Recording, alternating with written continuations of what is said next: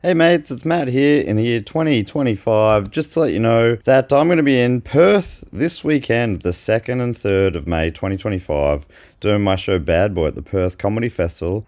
And also our little mate Dave Warnicky is coming to Sydney with his show Dave Warnicky Dates the Entire Audience. That's him and Sammy P. And, well, actually, I'm in Perth with Sammy P. There's a real Sammy P link there between. So if you want to see us and Sammy P, I'm in Perth, Dave's in Sydney, and there's a bunch of other things that we'll announce soon. So sign up to the mailing list and, yeah, stay up to date. Cheers. Now at Verizon, we have some big news for your peace of mind. For all our customers, existing and new, we're locking in low prices for 3 years guaranteed on My Plan and My Home. That's future you peace of mind. And everyone can save on a brand new phone on My Plan when you trade in any phone from one of our top brands. That's new phone peace of mind. Because at Verizon, whether you're already a customer or you're just joining us, we got you. Visit Verizon today. Price guarantee applies to then current base monthly rate. Additional terms and conditions apply for all offers.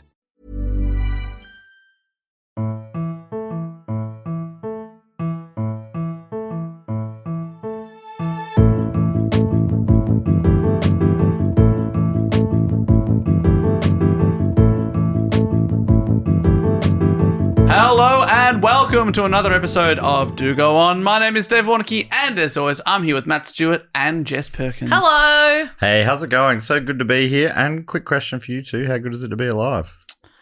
Well, All right, I'll field this one. Real good. Okay. So good. This is the first episode where it's just been the three of us for like a month, I think. Is that right? in the room together. Yes. Just the three of us Just- in the room together. Wearing these outfits exactly. Wearing these outfits on this day. Yeah, no, he's right. First he is time in a right. month. I've just checked the calendar. He is correct about that, Okay, yeah. so I forgot that last week it was just the three of us. It was, but I was interstate. Yes. I was via satellite. Yes, that's right. And it was so good to see you there up on the big screen. Oh yeah, I was up on the big screen. You guys Yeah. were on my small laptop, but it was still good to see you. Was it good to see us on the little screen? Yeah. Do we look better on a little screen? Definitely.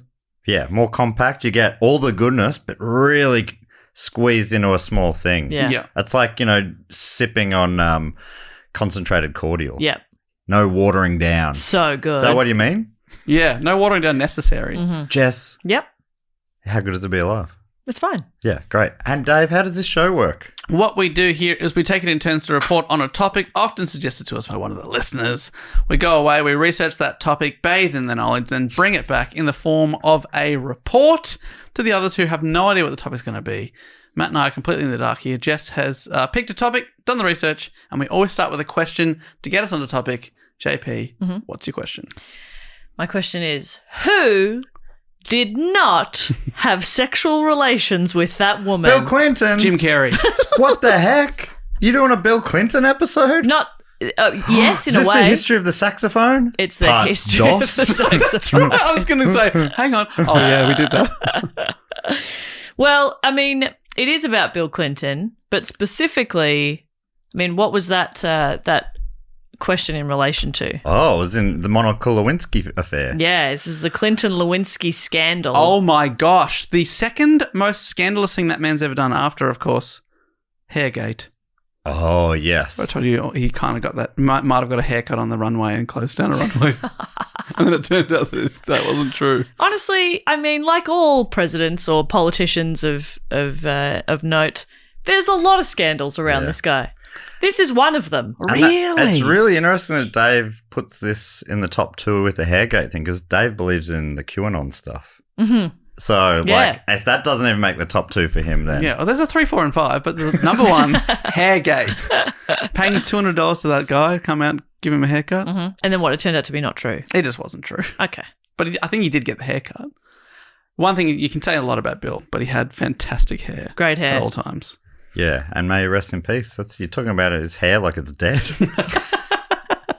He's still got good hair. Yeah, his hair's still good. At the time of recording. We're doing back-to-back POTUS episodes. Yeah, you're right. Wow.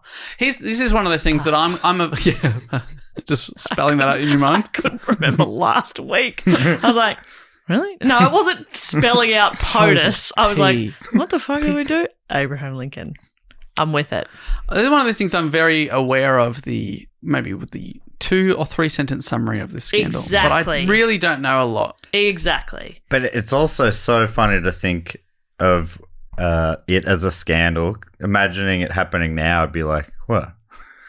Exactly. That's page 15 for one day. Yeah. Yeah. And then it's quickly forgotten because something way crazier, way more scandalous is happening. Exactly. So it's kind of crazy. But yeah, I wanted to do this topic because you're right. That I know the 1 or 2 sentence summary of it. He didn't have sexual relations with that woman. Okay. Spoilers. Or no, Matt, I've managed to pad this out for 4,000 words, okay? Oh, well done. I think I might be mixing the Julia Gillard speech with the Bill Clinton speech. I will not be lectured on sexual relations by that man. Tony Which was actually giving you could a have- crash course. That would have been relevant too because, yeah, I don't want Tony Abbott teaching sex ed, you know? Yeah. Winking and eating an onion. He was very similar to my sex ed teacher, Mr. Shafton. With a Shafton. Whose catchphrase was, of course, If you're up, you're in. And also, there are innie holes and there are outie holes. Yeah. We love you, Mr. Shafton. But yeah, so I think having grown up in the 90s, we're aware of, the story, but I didn't really know all that much about it. So I've gone into it in a little bit more detail. that's great. Thank you. Has been suggested by a few people. It's been suggested by Sandy Ty from Ballarat, Ariane from Ireland, and David Malofsky from London. Ah, a place to wear his cape. Or hang your cape. Oh, I was thinking a place to wear your cape is around your neck. But, Oh, he's got a website you were just called that. explaining a place you could wear a cape. Yes, in Yeah. case he was It wondering. wasn't relevant, Dave. No. Matt was just telling Somebody you a has place you thoughts, could wear yeah. a cape. Yeah. And I've Around your neck. That's one of the places. Around your waist, If you want. if you want it. It'll drag on the ground, probably. Yeah. let me get a pen. Jesus. You've gone too far. You've got a computer in front of you and you're like, I need a Where's pen a pen? and paper immediately. All right. Just quickly, Yes. just to give everyone an update, I'm within 100 of 10,000 on Instagram followers. So make sure you go And- unfollow no, Matt. No. Follow Dave Warnicky. No. Yeah. No, the good people haven't been listening to you. They've been listening to me. What a bunch of cowards. Come on. Dare I say, misogynists. Well, you won't listen to a woman? Well, no, they're following a feminist. And if they follow me, I'll take them to equality. By posting shirtless pics of yourself having a tea in the sun. Yeah, a lot You of skin. do follow me. A lot of skin on your A page. lot of skin. What? No one. There's no like. A lot of Oh, you- skin, you okay? get- what you see? I'm do I show? I'm seeing bits of collarbone Oh. that I'm like, is this OnlyFans or Instagram? Oh my gosh. Should I be charging for this content? Yes! Most recent photo, you doing a marathon? Wow. What a guy. Legs out. Legs out. Whew. The thing I found out, people want to see photos from the past more than photos from today. Oh, It's a real sad indictment on my life. yeah. Any new stuff you're like, yeah. Well, most of the new stuff, admittedly, is me going, "Please come to my show."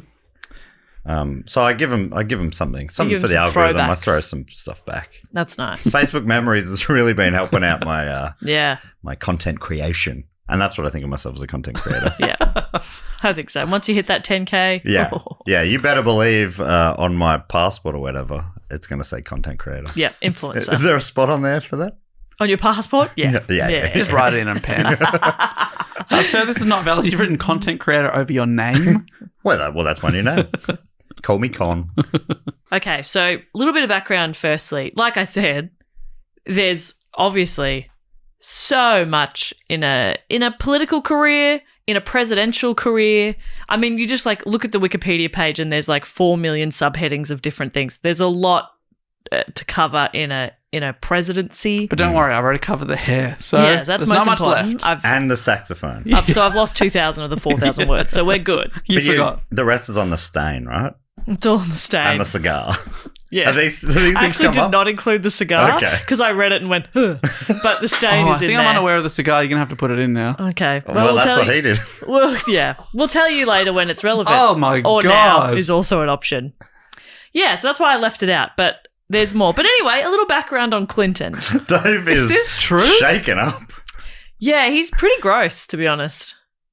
But don't worry. Wow, you think Don't you know, worry, right? Dave. He's a middle-aged white man, so he's suffered no consequences. Yeah, also he's the most powerful man in the world. Yeah, so don't worry about it. He's fine. So, William Jefferson Blythe III. Oh my God. Sorry, what? A man of the people. Did You not can hear. tell already. William Jefferson Blythe III. Mm-hmm. I didn't hear a single Clinton in that name. Correct. He was born August 19, 1946 in Hope, Arkansas. His very early life sounds rather tragic. His father was William Jefferson Blythe Jr., a travelling salesman who died in an automobile accident 3 months before his birth. Oh my God. His mother, Virginia Dell Cassidy, was William Sr.'s fifth wife, although it turned out he hadn't actually divorced wife number 4. So, I mean, there'd be so much paperwork in that guy's life. yeah. 5 divorces. But- possible he really had no idea. He's like, I didn't? I've signed so many of those divorce papers. Yeah, but you think he'd get good at it because you know what you're true. doing. He'd probably just have a stamp. It'd be really quick and easy now. Yeah. Just calls the same lawyer and says, I'm going to need another one. Yeah. So he... Don't worry, got it ready. He would also be like, let's save As soon time. as you're married, I'm filing up. I'm Like- drafting your divorce papers. TV news stations always have the death packages ready to go. Yeah. He's like, can you sign here for the marriage and just pre-sign here for the divorce? Yeah. And I'll just fill in my initials when I need to. Yeah, I'll file that when it's relevant. You just give me a call. So his mother, Virginia, she travelled to New Orleans to study nursing soon after Bill was born, leaving him in Hope with her parents, Eldridge and Edith Cassidy, who owned and ran a small grocery store. She returned 4 years later in 1950 and married Roger Clinton Sr., who co-owned an automobile dealership in Hot Springs, Arkansas. Man, Hope and Hot Springs. Arkansas is 2 for 2 for names. Yeah, They're the only beautiful. 2 city names I've heard of, but they're both bangers. That's good. So Virginia and baby Bill, or toddler Bill by this time, they moved to Hot Springs. While at school in Hot Springs, Clinton was an active student leader, avid reader, and musician. He was in the chorus and played the tenor saxophone, winning first chair in the state band saxophone section. Wow, Won he's a actually chair. very good then. Right. Yeah. He briefly considered dedicating his life to music, but as he noted in his autobiography, My Life, sometime in my 16th the most year, boring it's title. such a boring title. Sometime in my 16th year, I decided I wanted to be in public life as an elected official. I loved music and thought I could be very good, but I knew I'd never be John Coltrane or Stan Getz. I was interested in medicine and thought I could be a fine doctor, but I knew I would never be Michael DeBakey. But I knew I could be great in public service. So he's sort of like, I can be really good at those things, but I won't be the best. But it's so funny. He's like, but I could be, Abraham Lincoln or George Washington. Easy One of peasy. the easy. Yeah. They've all got, like, you could say any field and go, I'm not going to be a legend of the past. Yeah. But he did in politics. He's like, but yeah, no legends in this field. But also, like, I've never yeah, heard of true. him. But also, like, you go, okay, well, I could be a really good doctor, but there's a better doctor. Okay, we still need more Yeah, doctors. yeah. Do you know what I mean? Like, that one How doctor. busy is that one He doctor? can't do it all. Yeah. It would probably be helpful if you also became a pretty good doctor. Yes. Yeah, it's weird. He's like, I mean, maybe that's why it's best he didn't go into it. It sounds like ego's a big part of it for him. Which I don't know if that's common in politicians. No, I think that's unique. That's really interesting, actually, yeah. that we've, like, so early, we've really, like, gotten down to the core of it with him. Yeah. And only him. That's how, well, yeah, maybe that's just how you make it to the top. Maybe VPs, little ego, and the thing to get you all the way up to the top, big to ego. the top P. Yeah. VPs, they don't have their eye on the top prize. They don't care about that. No. No, they're there for the people. Yes. Well, I could, Biden, he was happy to stay at VP. Yeah, that's right. For instance. He loved being VP. Yeah. George H.W. Washington, if that's right. George Bush. H.W. Washington, yes. Lyndon B. Johnson. Yeah. Yep. He could be president. Yeah. And he was. But he didn't want it. His ego wasn't like that. no, that's right. He's like, VP for me. Lyndon B. Lyndon B. Leave me be at VP. Lyndon B. That's it. To the the music of Let It Be. And that sounded like... If I could remember any of the words, I just said, leave me be at VP. Lyndon B. Johnston. Well, that's beautiful background vocals there. Yeah, That's yeah. nice. I do both. Foreground and You do background. them all. I got the ego. I do foreground and background. Yeah, I do some foreground vocals. I do foreground vocals.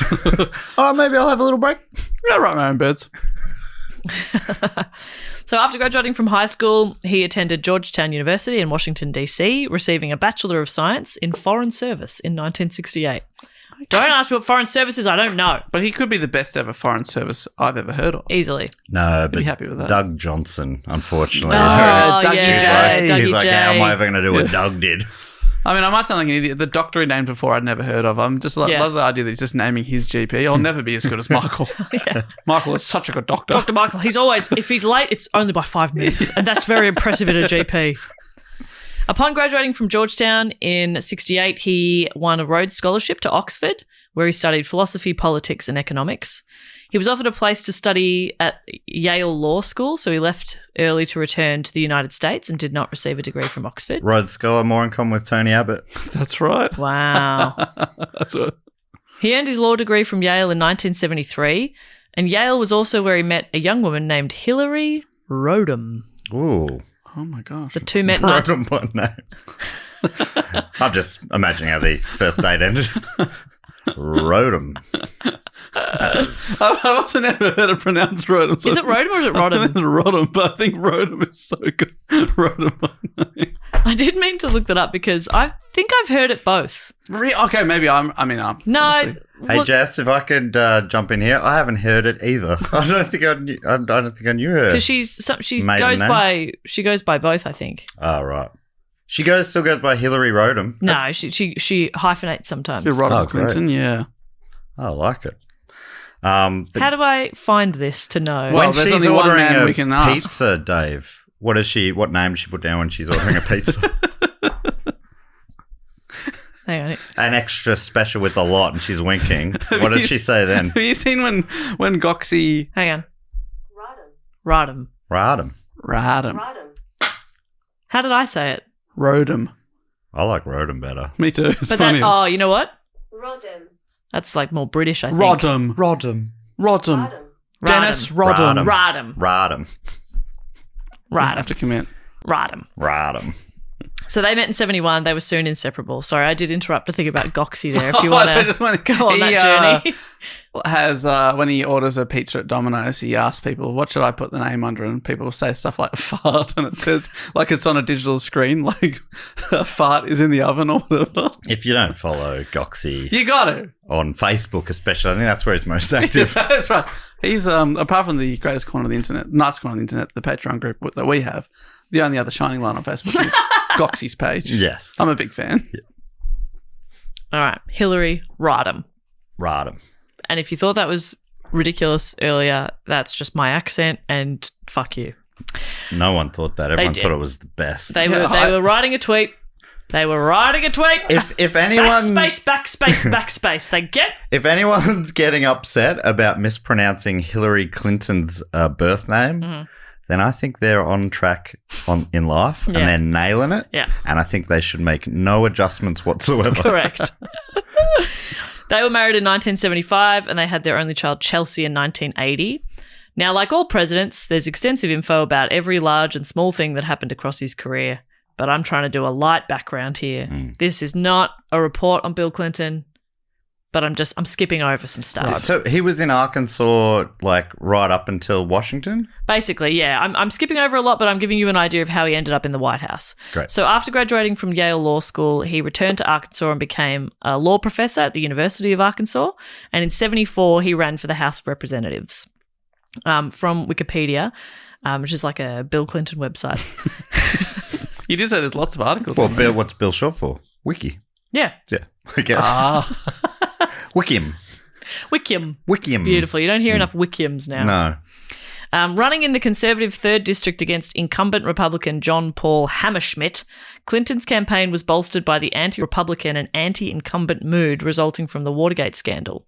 Hammerschmidt, who had received 77% of the vote in 1972, defeated Clinton by only a 52% to 48% margin. So he, Reeling him in. he did a good, yeah. And I'm he's like, voting Hammerschmidt. I don't know his policies. Yeah. But what a name. Hammerschmidt. Hammerschmidt. That's good Hammerschmidt. stuff. Hammerschmidt.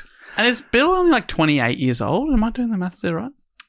Is he 70? Yeah, probably, yep. Pretty young, isn't he? Yeah. So you're getting... House of Reps. Yeah, they're Yeah. weird. I think I think at least like the big mainstream parties, young people getting involved with that for some reason, and it shouldn't be. I think it's great people get involved in politics, but I think the people who are young who get involved in the big parties are often a bit weird. Yeah. And this was 74. Yeah. So in 76, he ran for Arkansas Attorney General, defeating the Secretary of State and the Deputy Attorney General in the Democratic Party. Clinton was elected with no opposition in the general election, as no Republican had run for office. So he won by default, I guess. Love that. He is Attorney General. 2 years later, he was elected governor of Arkansas. He was only 32 years old when he took office, the youngest governor in the country at the time, and the second youngest governor in the history of Arkansas. 32. That's crazy. I winning by default is great. I love that. Yeah, that's my favorite way to win. To put it into golfing terms for Dave, hey, Yes, they please. don't draw pictures on scorecards. I said that to you once and you loved it. It's like I don't get it. like if you hit it like a shit shot, it's like it, but it runs on the ground and you have luck and you end up getting an okay score.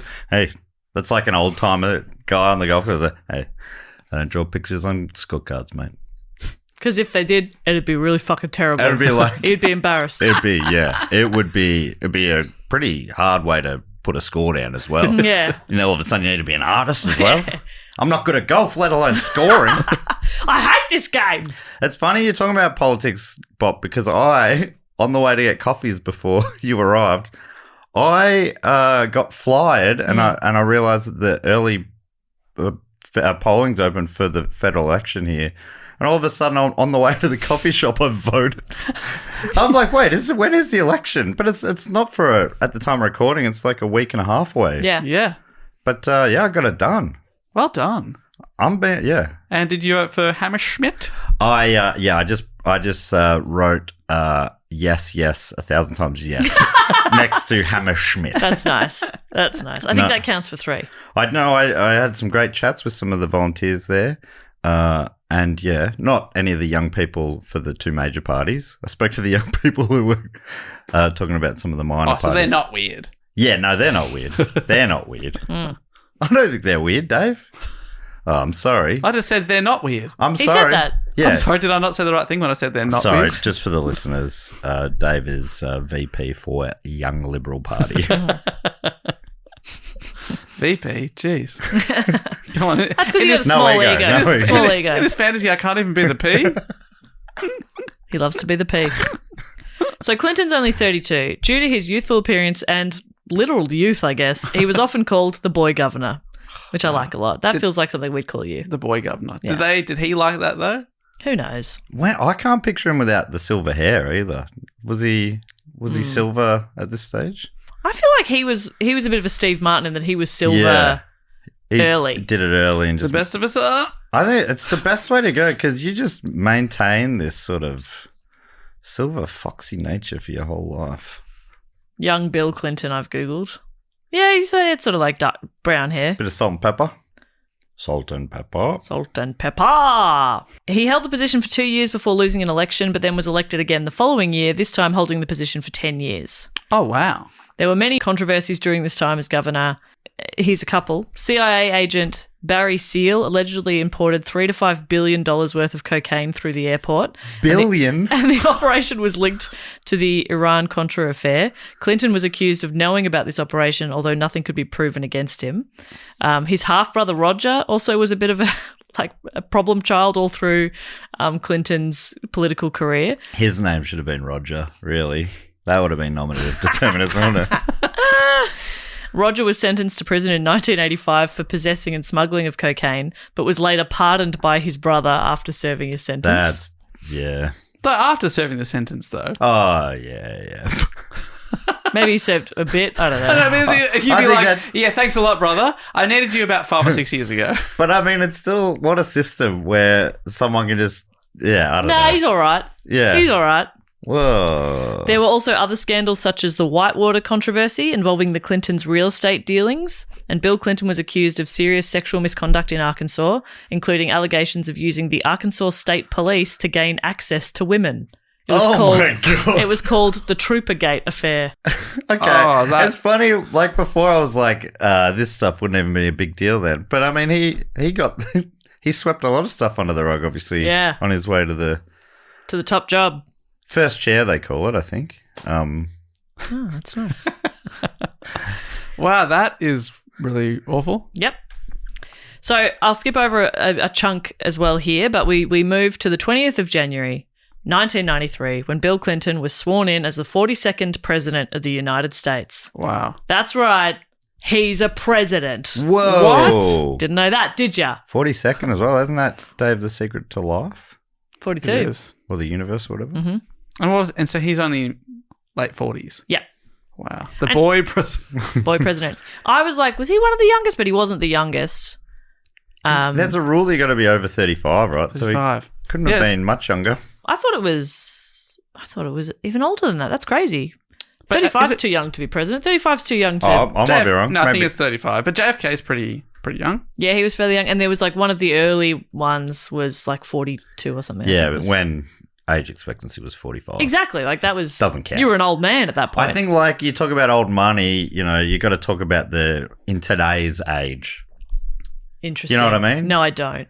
You know, like inflation. I Yeah. think there should be Oh, age yes. inflation. Yes. You go, it was 10 threepence back then, Yeah, but now yeah. that's $17 million. Exactly. 35 back then was that's- 80. Yeah, exactly. Theodore Roosevelt, 42. I said one of the old ones. No, you're absolutely right. And then JFK, 42? JFK 43, Bill Clinton 46. So they're the young three. Yeah. Still 40. Like, 40s. It doesn't feel right, but maybe that's when it should be.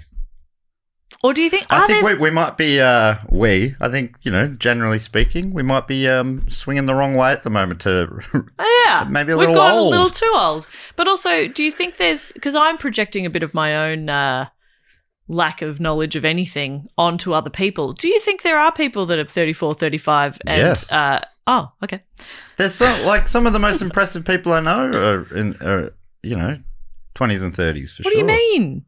Impressive how? Just like formidable people who I'd back to get anything done. You know, Oh. like real guns. I mean, there's one in this room right now. We're looking around here. There's only the three of us in this room. Yeah. They're obviously a pretty See, awkward person as well. no. They haven't identified themselves. Dave. They're just, Well, Dave, yeah. You know how we said we'd keep an eye out for when his brain starts to go? I think You he's- don't think I think Dave- he's seeing you don't think- people. Maddie, I'm talking. I think he's seeing people. yes. I think it's time to up his meds. We'll Yeah. chat to the nurses. Yeah, I like where this is going. Woo! Yeah, I'm seeing heaps of people. Oh, there's another one.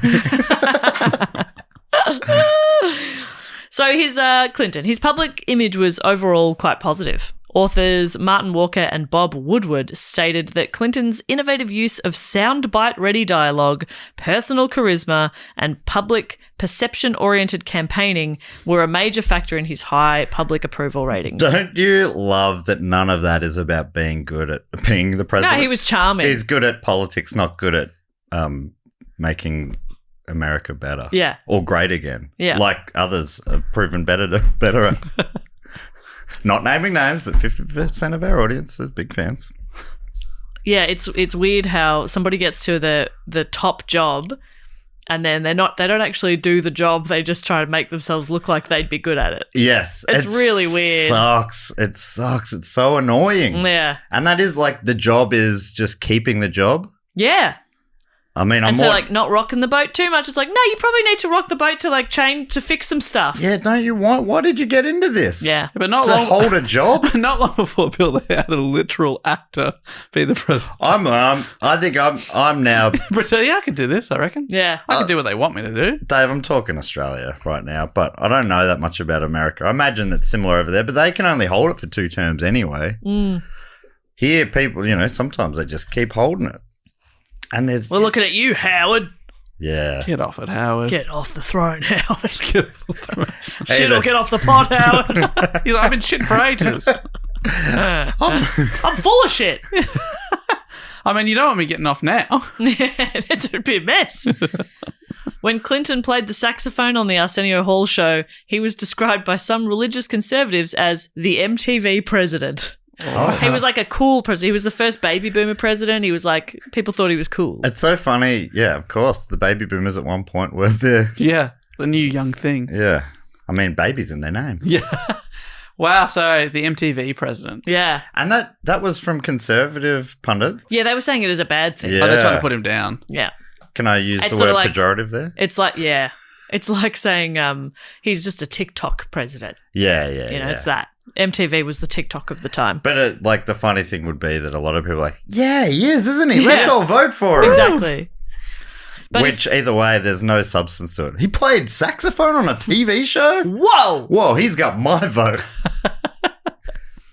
But his presidency was not without scandal. Seriously, there were so many. But we're going to talk about one in particular. We've done the hair. We've done the hair. We've done Troopergate. I need to introduce our other main character, Monica Samil Lewinsky, born in San Francisco in 1973. She grew up in an affluent family in Southern California in the West Side Brentwood area of Los Angeles and later in Beverly Hills. Following her high school graduation in 1991, Lewinsky attended Santa Monica College, which is a 2-year college, while working for the drama department at Beverly Hills High School and a tie shop. Bit of fun. Spelling? Which type? TIE. That's pretty cool. What were you hoping for? We thought like a beautiful... Like Thai restaurant. You know, TIE, restaurant. We have to up his meds. I think her having a background in tyres probably helped. You know, they had a system. He'd put a tie around the doorknob of the Oval Office. So she came in handy there as well. Yep. Handy. She sure did. Don't come knocking if the Oval Office is a rock. Mr. President. The knob. I'm not having sexual relations in here, if that's what you're asking. The knob. The knob. Look at the knob, please. Can I draw your attention to the knob? Not that one.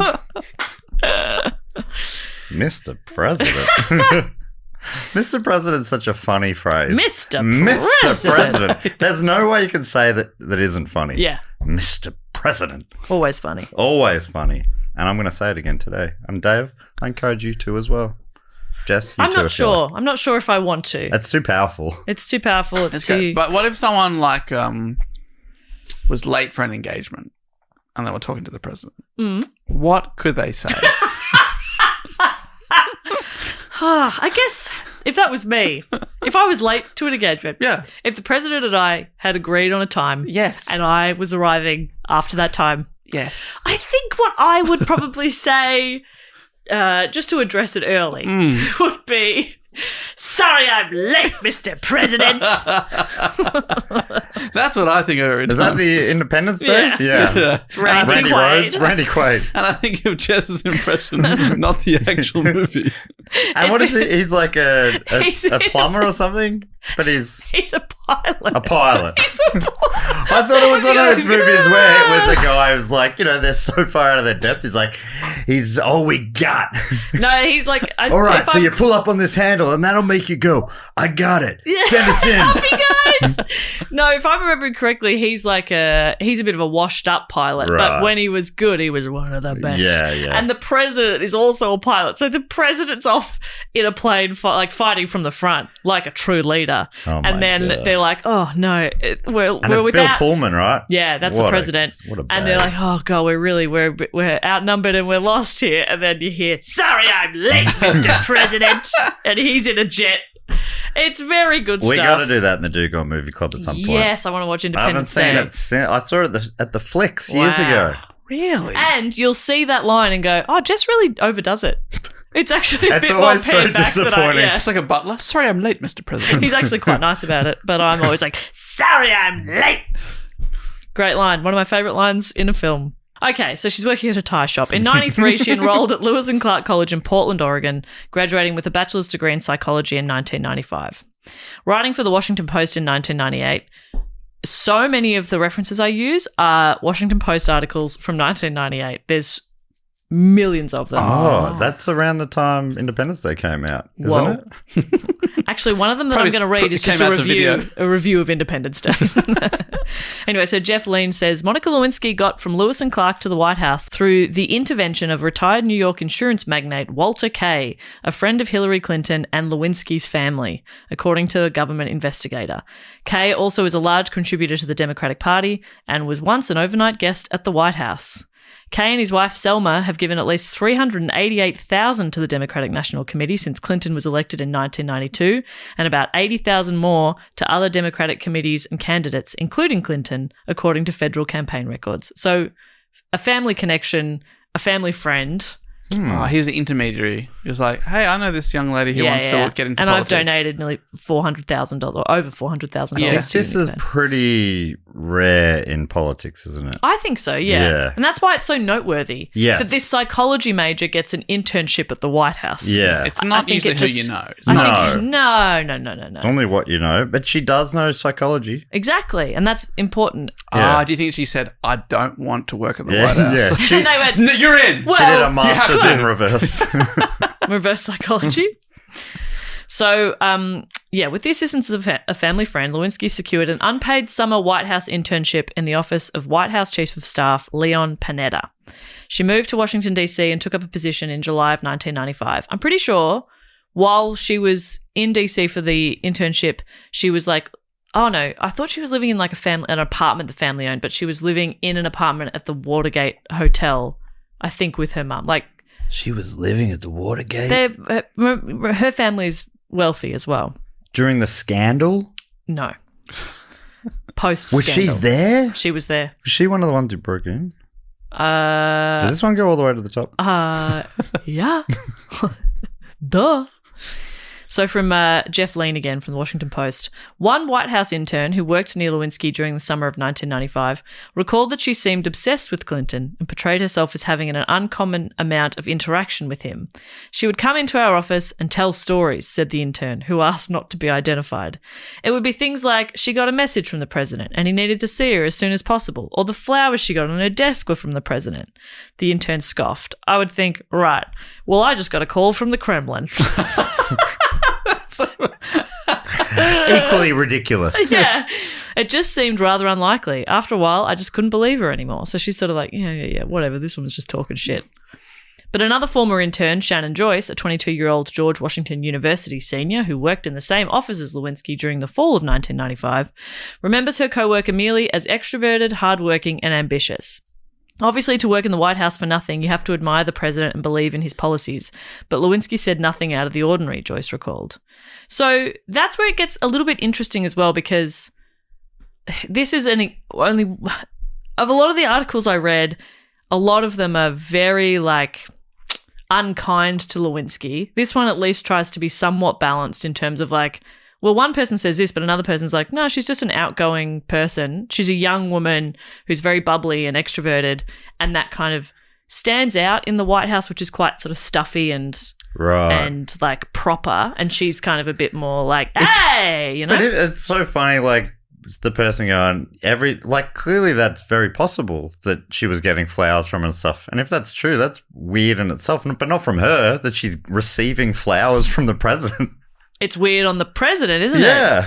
But that isn't exactly the stand that anyone takes. Right. Ever. That's so weird. It's really weird. So she obviously, she did a good job. She was offered a paid position in December, and she went to work in the White House Office of Legislative Affairs. And in April, so that's December of 95. Affairs, eh? Whoa. Have we just cracked this open? I think we've cracked up wide open. Oh my God. You are so good at this. Yeah, I'm on the scent. As soon as you gave me those extra meds, my smell really came good. You just gave him a bunch of ketamine, right? What are you sniffing right now? I can smell colours. So that was December of 95. In April of 96, so only a few months later, her superiors relocated her job to the Pentagon because they felt she was spending too much time around Clinton. Oh. They were, in fact, correct in thinking Lewinsky was spending a bit too much time around the president, but by the time they moved her, if their plan was to prevent a scandalous situation, they were too late. Right. So who was worried about her spending too much time? Her Clinton's team or superiors. Yeah. They weren't worried hey, You need to be focusing on this important work you're doing. They're like, oh, he's fucking her, and this is bad. This is going to be bad. Yep. Our job of getting him elected again. Yeah. That's so funny. Move her, quick. Just move her to the Pentagon.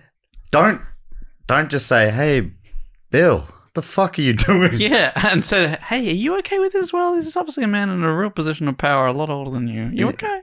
Oh, why would they ask a young woman that, Dave? Why? Nothing sus about a 47, 48-year-old man and a 22-year-old girl. And he's the president of the United States. Jess, you're talking about today's standards and putting them on the 90s. Consent wasn't invented yet. Power dynamics didn't exist yet. We've brought those in more recently, and they're awesome.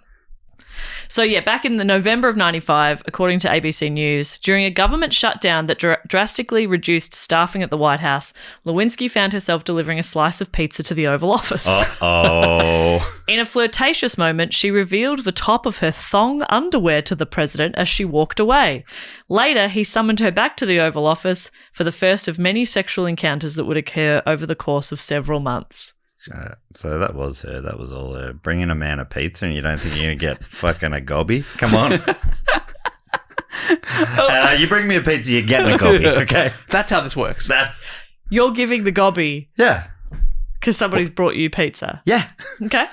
How else do you pay for the pizza? Yeah. How do you pay for a pizza? What I love about that whole thing is like it was a government shutdown, so the pizza boy wasn't there. Yeah. We usually have a pizza boy at the White House. Obviously. But we just had to get one of our other young staffers to deliver the pizza. The president's hungry. You know, Pizza boy's off. In terms of things that are not very sexy, the top of a thong hanging out the top of pants. What do you mean? Ooh la la. That's salacious. Are you kidding me? Wait, is that we got a tramp stamp too?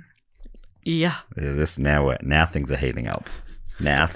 So he summoned her back for a second slice. I'm picturing Second slice. Actually, now I'm coming around. I'm picturing Kim from Kath and Kim. She loves now I get it. That's pretty hot.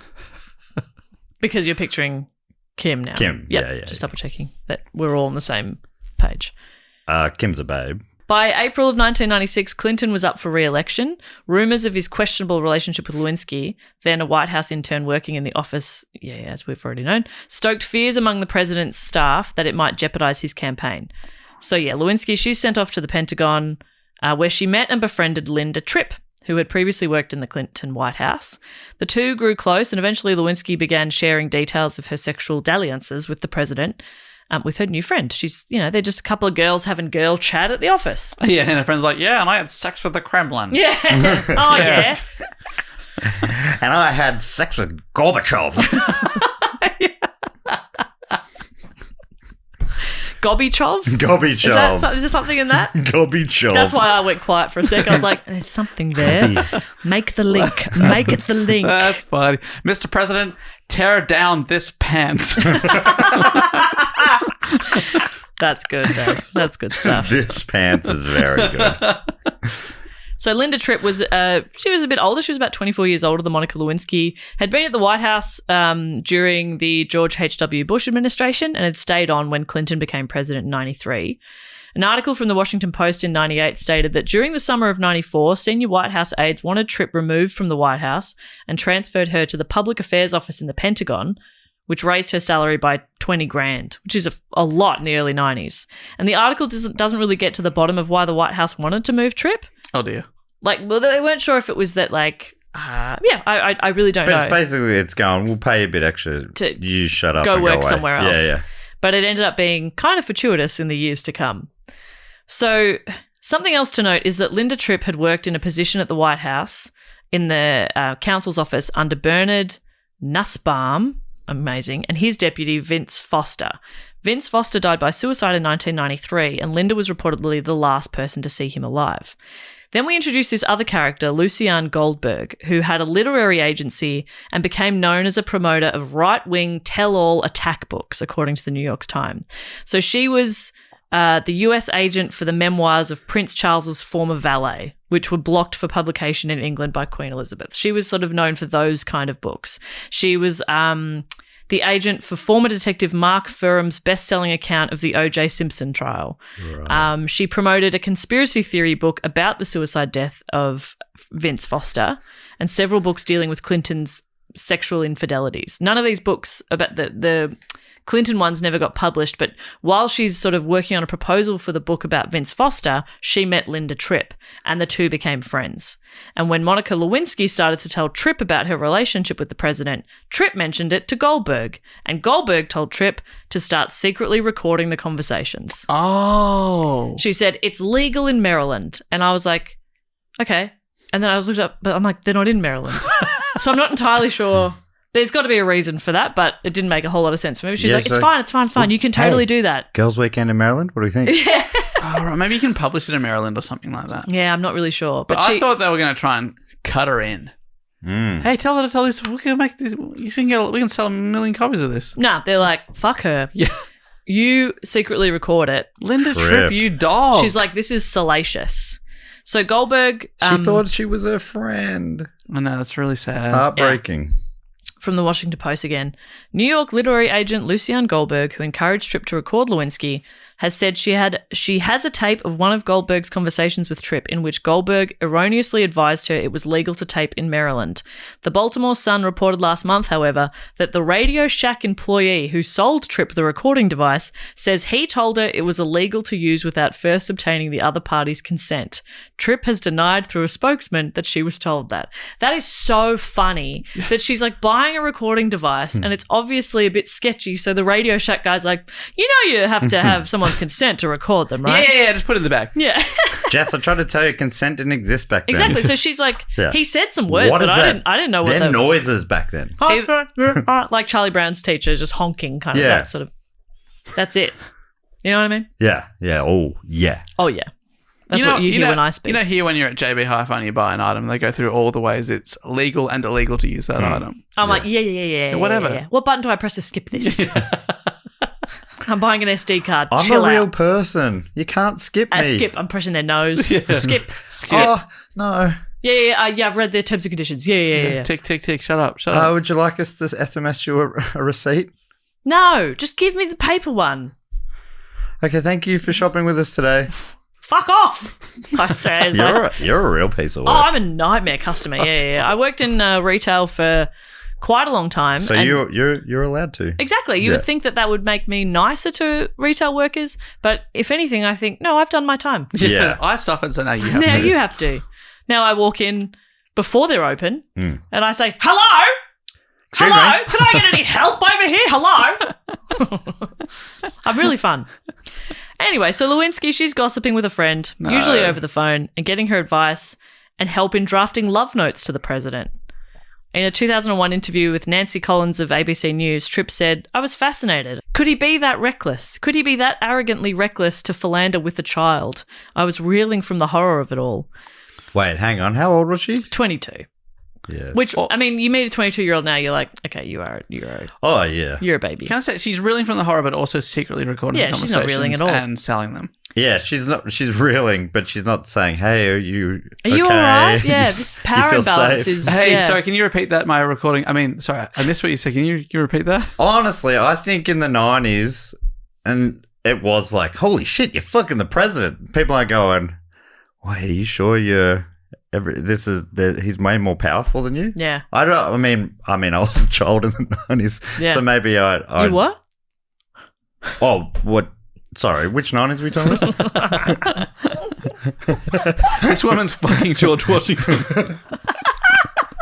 Sorry, I misunderstood. I thought we were talking about the 1590s. Yeah. No, 19.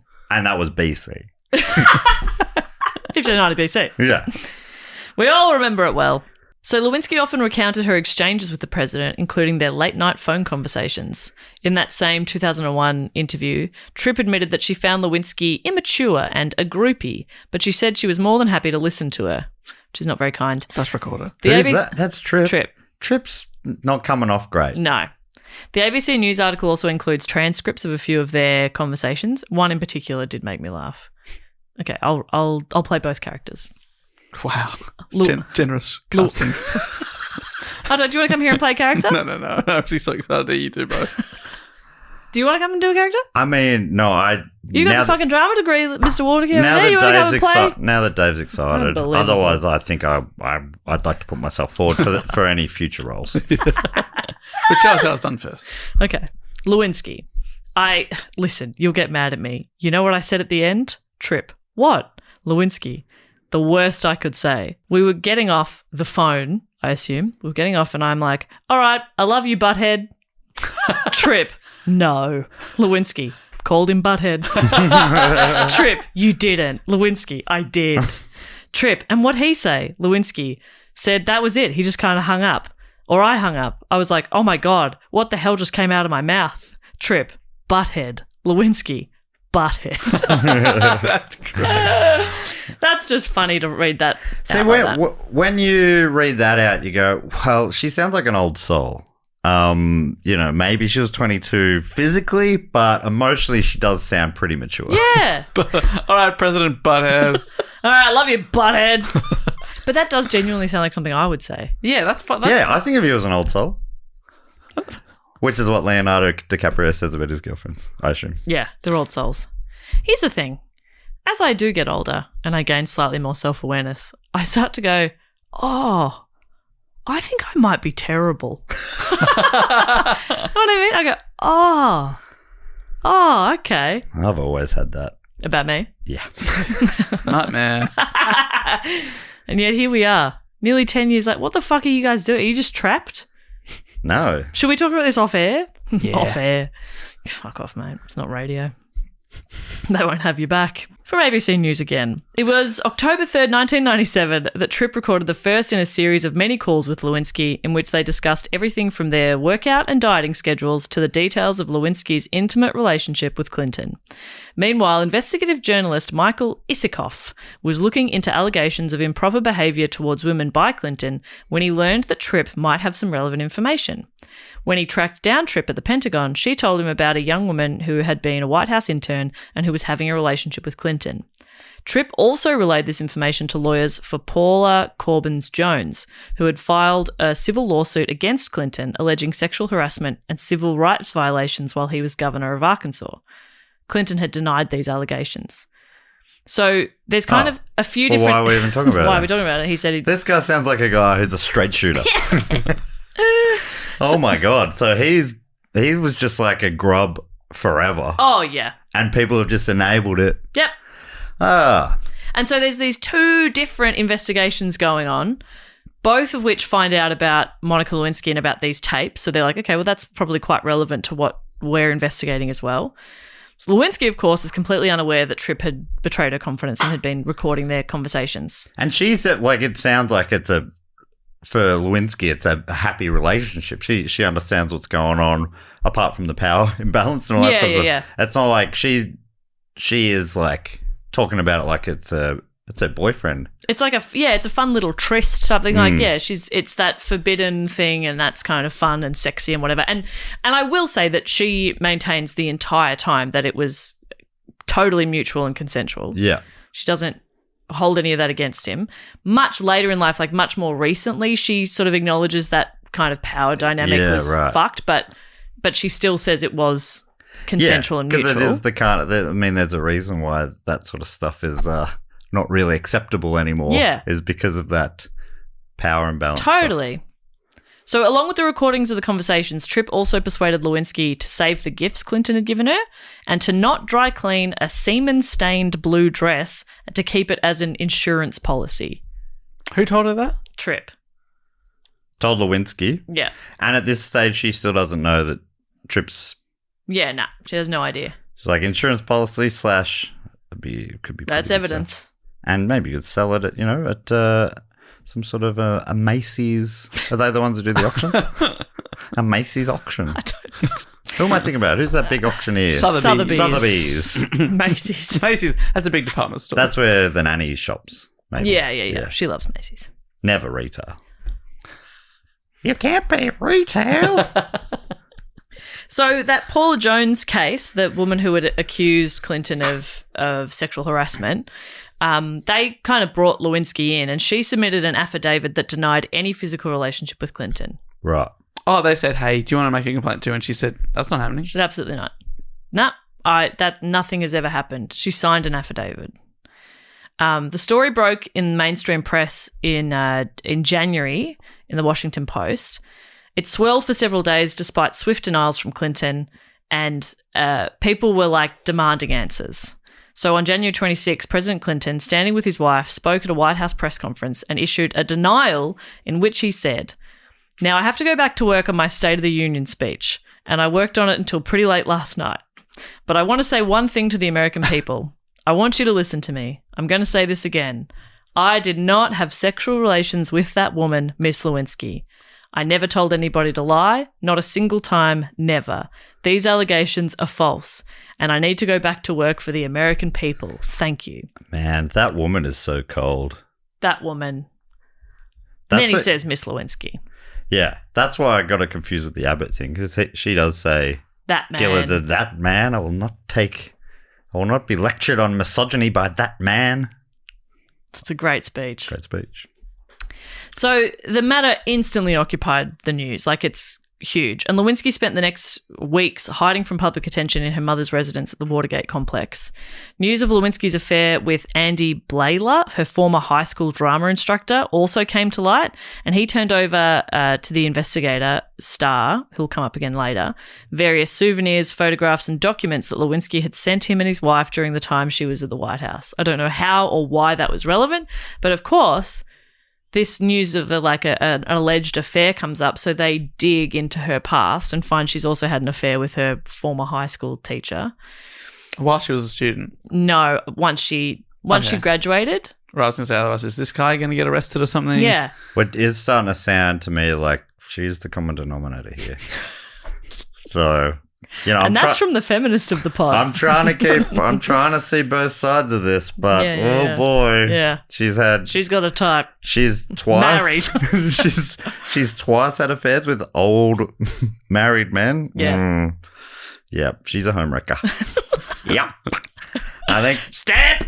Yep. Matt's got his homewrecker stamp out. I got my homewrecker tar, I got my homewrecker feathers, and my homewrecker stamp. Just to make sure. Don't move, Monica, or stamp. That's the sound of the stamp. Yep. Feathers. That's the sound of the tar. He is good at sounds. Yeah. So for the next several months and through the summer, the media debated whether or not an affair had occurred and whether or not Clinton had lied or obstructed justice, but nothing could be definitively established beyond the taped recordings because Lewinsky was unwilling to discuss the affair or testify about it. Throughout the scandal, Hillary Clinton remained supportive of her husband. In an appearance on NBC's Today, the day after his "I did not have sexual relations with that woman" speech, Hillary said, "The great story here for anybody willing to find it and write about it and explain it is this vast right-wing conspiracy that has been conspiring against my husband since the day he announced for president." Babe. Do you reckon... Hillary, babe. Do you have any... I mean, how would you know, but do you have any thoughts on how much she knew? I've seen like snippets of a documentary that was about Hillary where they kind of talk about it and like talk about him telling her. And I don't know at what point he told her.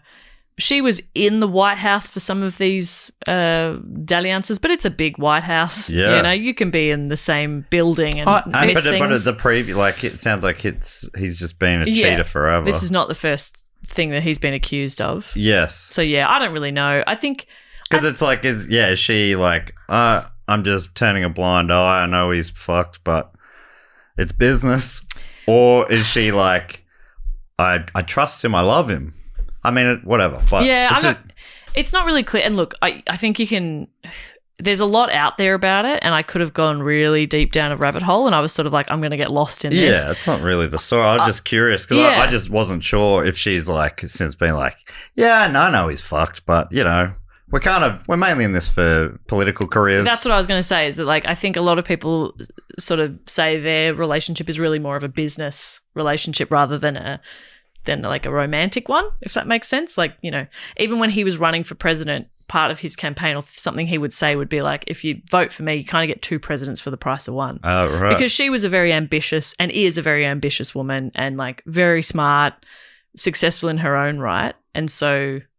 Yeah, I don't know. I don't know if it was just kind of like a let's be a power couple together and who knows. I think there's a lot of theories. Yeah. But she has to have known, and she definitely knew at some point, and they stuck together. So I'm giving him one last chance. Okay. Okay? All All right, Bill? You got it? Any more weird affairs? I think, what did I say? 21 and that's it. And we're up to 20 now. Fool me once. Fool me 20 once. Shame on me. Is that good? That's very good. That's really good. Fool me 20 once. Is he like the youngest child of like, I get a laugh. You like? Did I You do like it? You like it? Tell me it was funny. That wasn't me, was right? Say you're proud. fantastic. Say you're proud of Fool me. me 20 Pathetic. once. Fool me 21. Especially when you're actually the middle child of this podcast. True. That's why I act out so much. Yeah. And that's why you forget me so much. Yeah, who said that? So forgettable. Forgettable? Anyway, Dave, very I'm proud of as much of what you've done today. Fuck. Thank you. This is a great story you're telling. Oh, I need that so badly. Let's put it on the fridge right over here. Put this report on the fridge. It's gorgeous. It's my favourite one yet. You've done it again, Dave. Very proud of you. So it wasn't until... Oh, hey, Jess. Hey. Sorry, I was just going to... Could I read a sentence? Yeah, Dave. And Dave, just let me know if you need to talk. Thank you. And technically, Jess wrote this report, but I will take the credit. Okay. You should. You make everything better, Dave.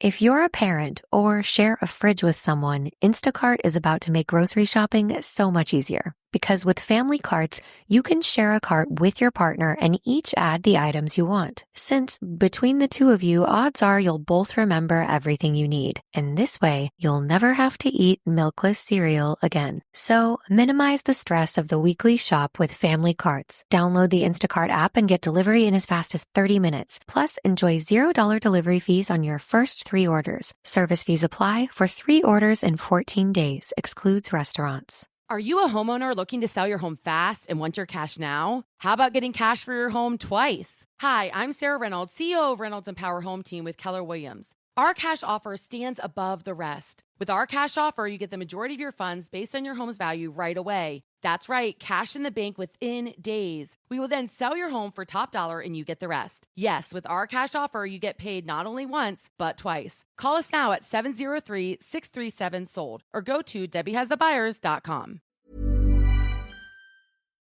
It wasn't until July, 6 months after the story first broke, that Lewinsky received transactional immunity in exchange for grand jury testimony concerning her relationship with Clinton. Great. So it's like, we know you lied on an affidavit, and that is, that you an could offense. get in a lot of trouble for that. But we'll let that go. You don't lie to a chemist. Yeah. I assume they have to do them to chemists over there? Oh, I see. Yeah. Get a stat. Chemist or a dentist? Yeah, who else could do stat decks? Teachers, I think. It's the same thing, isn't it? A stat deck and an affidavit. It's that kind of thing of just like a... I think an affidavit you have before dinner. Is that right? And the stat deck, I guess, would be after in that way. Am I getting confused? Can I have some more med? More med? More med for me. More med for Matt. You see, the stat deck is a bit of a digestive. That's funny. So so finally she's going to actually tell the truth. She also turned over the semen-stained dress. That's what I do with a semen-stained cushion. Turn it over. Yeah, she'll be right. She'll be right. Just turn it over. she's got the dress. She's like, good as new. good as new. I can wear that tomorrow. That's how I get 2 days out of it. Yeah. Flip it inside out. She's wearing an inside-out dress to work. All good, babe. Can't tell. Yeah. That's semen stain. It did not seep through. Phew. Thick dress. Yeah, don't worry. I wear them thick.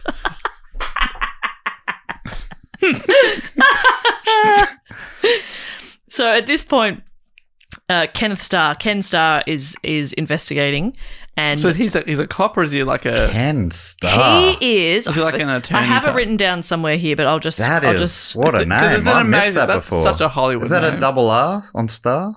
He was independent counsel. Gotcha. Ken Starr. Ken Starr. Isn't that Holy great? shit. Kenneth Winston Starr. Oh my God. God, it's even better.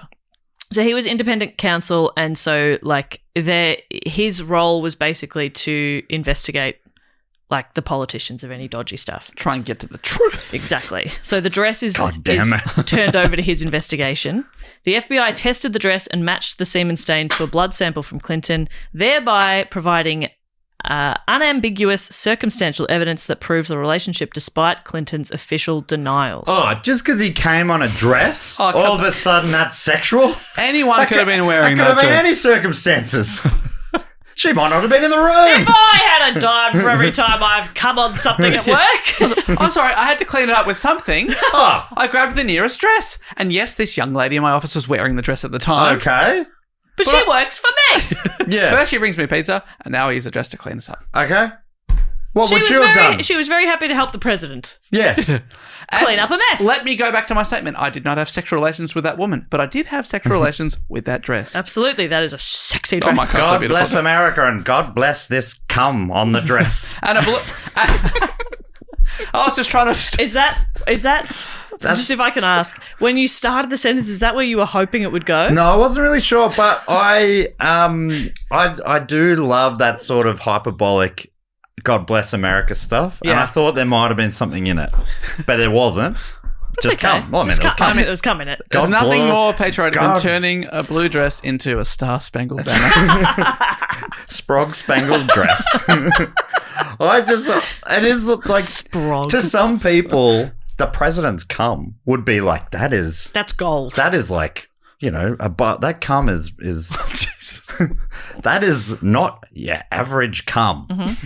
That is presidential splooge. Mm-hmm. And people should be saluting it. Yeah, Semen at ease. You know, that sort of stuff. that sort of thing. Yeah. Anyway, we'll cut all of that out. AJ? Will we? AJ? I've Is he at listening? Comedy Festival this year, quite a few people told me, AJ, that you do not cut things out. So, just putting out there. Well, I think it's because he doesn't listen. Ah. So I think if that's feedback that you actually want to give him, you're going to have to contact him in a different way. Yeah, I'm going to have to corner him somewhere. Yeah. He doesn't listen. He doesn't listen. He takes the file and he uploads the file. Yeah, and we're very grateful for that. We pay him well He for puts it. the song on at the start and the end. Does he put the song on still? He doesn't even bother to do that I'll do anymore. it now. Dum, dum, dum, dum, dum, dum. So finally, So it's definitely him- with him on that the kind dress. of evidence, Clinton finally admitted in a taped grand jury testimony on August 17, 1998, that he had engaged in an improper physical relationship with Lewinsky. That evening, he gave a nationally televised statement admitting that his relationship with Lewinsky was not appropriate and it was wrong. And he admits to misleading people, including his wife. There's news footage of like people in bars watching this statement all going like, oh my God. Yeah. Oh my God. Jeez. It was big news. Our horny president has been up to no good. I don't want a president who fucks. Not like this. Not like this. I think that's fair enough. Mm. Did he give the blood sample? He must have been like, oh, I hope that's that's someone spunk is else's. someone else's. Yeah. Oh, God. Yeah, he must have been like, I think I'm fucked here. Yeah, this is the last roll of the dice. Hopefully there's a mix. He probably tried to like bribe the lab and stuff. Probably. But does this not make you feel like a bit more trust in the office? Because we're always like, they could sweep anything under the rug. He didn't sweep this. Mm. I'm surprised that he didn't. You know, it sounds like a few of the other earlier stuff that has not been proven or denied when he was a governor or whatever. But this, he hasn't made it. It hasn't Well, gone away. if you can't the sweep- smoking gun, right? If you can't sweep, you distract. Yeah. So this is obviously huge news, far-reaching consequences. A quick side note from Wikipedia.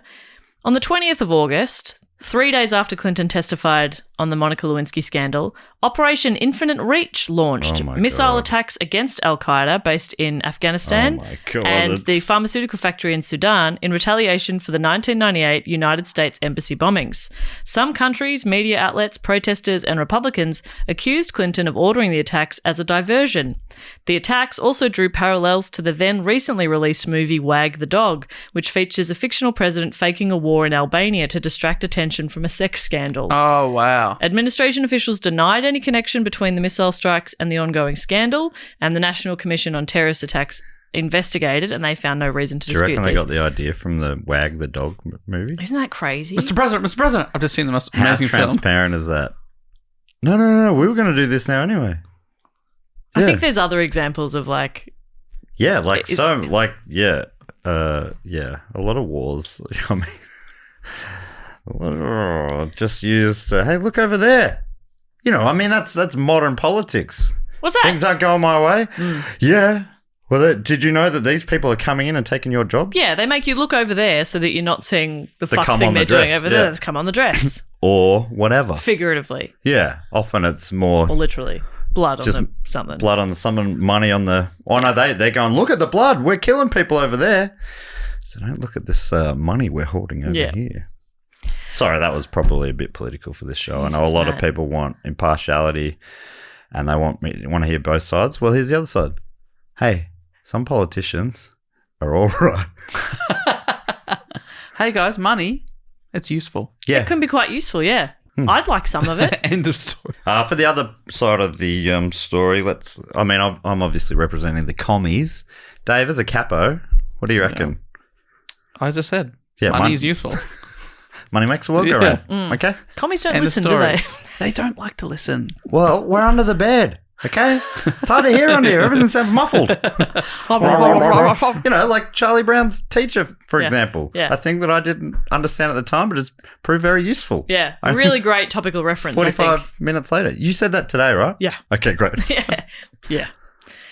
In his deposition for the Jones lawsuit, it was the one where the woman was accusing him of other sexual harassment, Clinton denied having sexual relations with Lewinsky.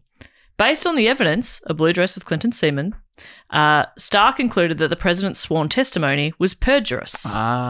He basically tried to get away with it on a technicality. The question was, have you ever had sexual relations with Monica Lewinsky? And Clinton tries to get around it based on the definition of sexual relations. Here we go. He later said, I thought the definition included any activity by me where I was the actor and came in contact with those parts of the body, which had been explicitly listed. In other words, he denied that he ever contacted Lewinsky's genitalia, groin, breast, inner thighs, or buttocks, because that's how they were like very explicitly listed. They listed, they said, have you ever done this? Yeah. Or this? Or this? And they didn't mention a gobby. Yeah, they didn't mention. No, hang on. Effectively claimed that the agreed upon definition of sexual relations included giving oral sex, but excluded receiving oral sex. Oh, okay. Remember, Clinton is a lawyer, so he's trying to sneak around, but he's also kind of dobbing on himself for being a selfish lover. It's so true. Oh, God, I've never done that. She's done it to me. She's done everything to me. well, But yeah. I've never done that. Jeez. Yeah. Clinton has also said there's not a sexual relationship, an improper sexual relationship, or any other kind of improper relationship, which he defended as truthful because his use of the present tense, arguing it depends on what the meaning of the word is. Oh, my God. What? How Yeah. did he get away with it? It's such a lawyer move. Lewinsky's testimony to the Starr Commission, however, contradicted Clinton's claim of being totally passive in their encounters because he's kind of like, I never touched her, but I laid back. yeah. Oh, this is kind of like soaking. I was basically asleep. And I would wake Woke up up and and she was- she's like, oh, my God, what's happening? It's all a dream. A beautiful dream. So it depends on what your definition of is Okay. and how you define Oh, sexual man. relations. I'd be so flustered, like, coming up against him. What's your definition of is? Is. Okay, great. Is. What is, yes. Fantastic question. Okay. Yeah. Is, it's, ooh. No, just let him off. That's Yeah. fine. Yeah. That's, he's got me there. He is good. He is good. So 2 months after the Senate failed to convict him, President Clinton was held in civil contempt of court by Judge Susan Weber Wright for giving misleading testimony regarding his sexual relationship with Lewinsky. He was fined $90,000. And did he get himself off? I mean, Yeah. And when he said the Senate didn't find it, is that because, like, you know, they had the Democratic majority and they went, nah, he's good? Yeah, so a few Democratic members of Congress and most in the opposition Republican Party claimed that Clinton's giving false testimony and allegedly influencing Lewinsky's testimony were crimes of obstruction of justice and perjury and thus impeachable offences. So the House of Representatives voted to issue 2 articles of impeachment against him, which was followed by a 21-day trial in the Senate. Clinton was acquitted on both counts as neither received the necessary 2/3 majority vote, and he was therefore able to remain in office.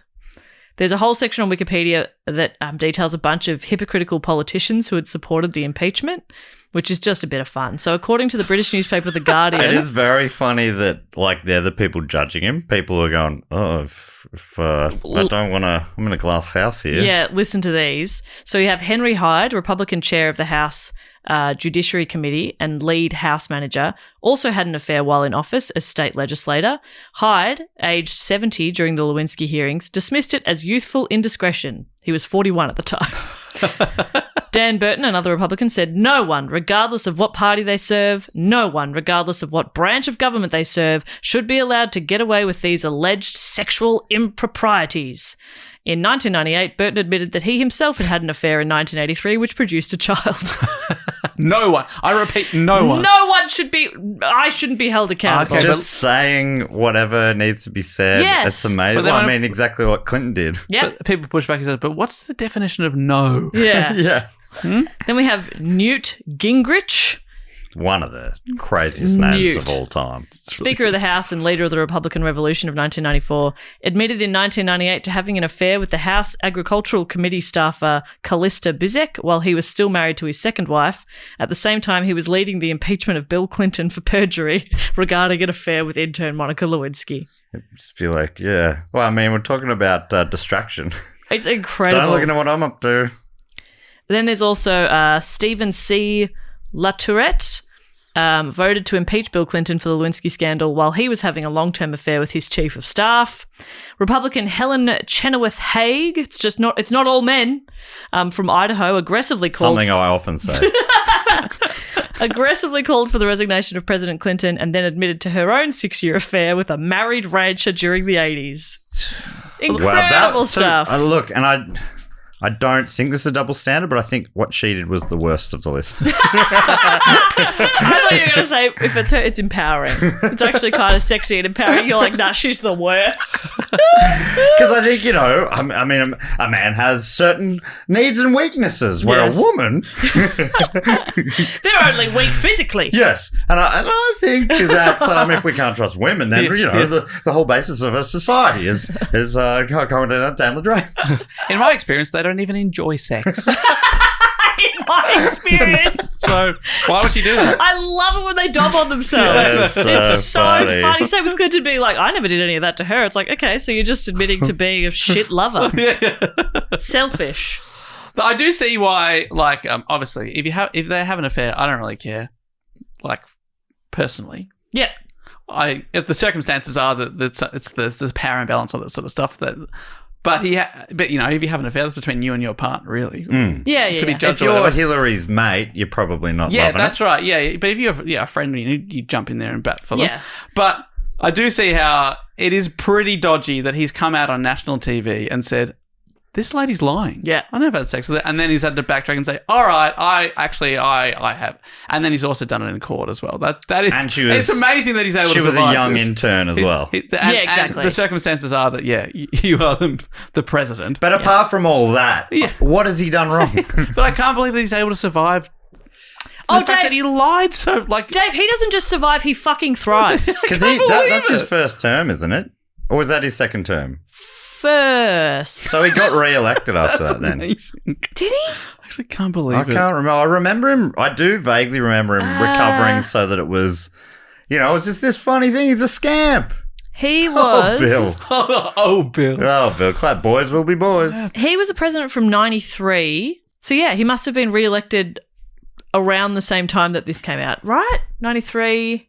When was this? No, maybe he'd just been re-elected. Oh, okay, yep. That makes more sense, I think. But then he was able to hang on. It was 98 that it came out, Right. Yeah. but it happened earlier. But yeah, then he was able to just hang on. But yeah, the hypocrisy is crazy too. No, So- he second term Yeah. would have been, 97. Yeah. And I have this is a big news story. And like I said, there's a million other things happening all around the same time and all through his presidency and stuff. I've just tried to kind of summarize this one thing because, again, like Dave said at the start, it was that thing of I know the name Lewinsky. I know Yes. that they had an affair, but I didn't really know all that much about I it. knew the blue dress, but I Yeah. didn't even know the circumstances really of that. Chelsea being a teenager at the time would have been fun for her. She was 18, 17, 18, finding that out. Horrific. And the press are obviously hounding Monica as well. Oh my Would have God, been yes. awful for her. Yeah. But they're just doing their job trying to find the truth. You're not going to... harassing a You're not 22-year-old. casting aspersions on the Fourth Estate, are you? If the truth sells newspapers, well, One of the newspapers Good is for the that. truth. Good if for you know what I mean. If you know what I mean. You know what I mean? no further questions. So obviously this whole scandal is, like I was saying, something we grew up with. Lots of other things have happened. He came out of it relatively unscathed. In fact, Clinton was selected as Time's Man of the Year in 1992. This is before all of that. Okay. And then again in 1998, the year of the scandal, along with Ken Starr, the independent counsel who investigated him. Wow. The year of this scandal, he is Time's Man of the Year. Though that is also about like your influence or how famous and stuff. Hitler you are. did it one year, Yeah, it didn't he? doesn't mean that you are I know, the but- best person. Isn't that a bit fucking crazy, though? Yeah. I mean, you got to remember that the Horsewoman of the Year... Sportswoman of the Year. The Horsewoman of That the would Year. have made way more sense if it was Horsewoman of the Year. Sportswoman of the Year was Black Caviar. That's right. A horse. Horse. So that's The true. Horsewoman of the Year. It's, that obviously those two men were very well publicized that year. But the following year in 1999, Clinton was among 18 included in the list of most widely admired people of the 20th century. Wow. He's fine. He has so many honorary degrees, accolades, awards. He has Grammys. He still makes... He's an EGOT. He makes hundreds of thousands of dollars at speaking arrangements. He's fine. Wow. The Clinton-Lewinsky scandal was subject to widespread media coverage, resulting in considerable difficulties for Monica Lewinsky later in life as she attempted to find employment. Her immunity agreement restricted what she could talk about publicly, but she was able to cooperate with Andrew Morton in his writing of Monica's story, her biography, which included her side of the Clinton affair. The book was published in 1999, the same month as she appeared in an interview with Barbara Walters on ABC's show 2020. 70 million Americans tuned in, which was a record for a news show. That's amazing. Wow. Lewinsky made about $500,000 from her participation in the book and another $1 million from international rights to Walters' interview, but was still troubled by high legal bills and living costs. I don't know why she has lots of legal fees, but I mean, obviously she would have needed lawyers and stuff to defend herself, but legal fees comes up for a while, so it must have really accrued a lot of fees. In September of 1999, she released a line of handbags, and at the start of 2000, she began appearing in television commercials for the diet company Jenny Craig. The $1 million endorsement deal, which required Lewinsky to lose 40 or more pounds in 6 months, gained considerable publicity at the time. The choice of Lewinsky as a role model proved controversial for Jenny Craig, and some of its private franchises switched to an older advertising campaign. So even people within Jenny Craig were like, nah. So the company stopped running the Lewinsky ads in February. Why didn't they like it? Because she wasn't, the choice of her as a role model was controversial. Oh, okay. Because this was all her fault. She's had sex, She's had sex. She's had sex. And that's inappropriate. Well, like I was saying before, now, and I hope this doesn't come across as a double standard, but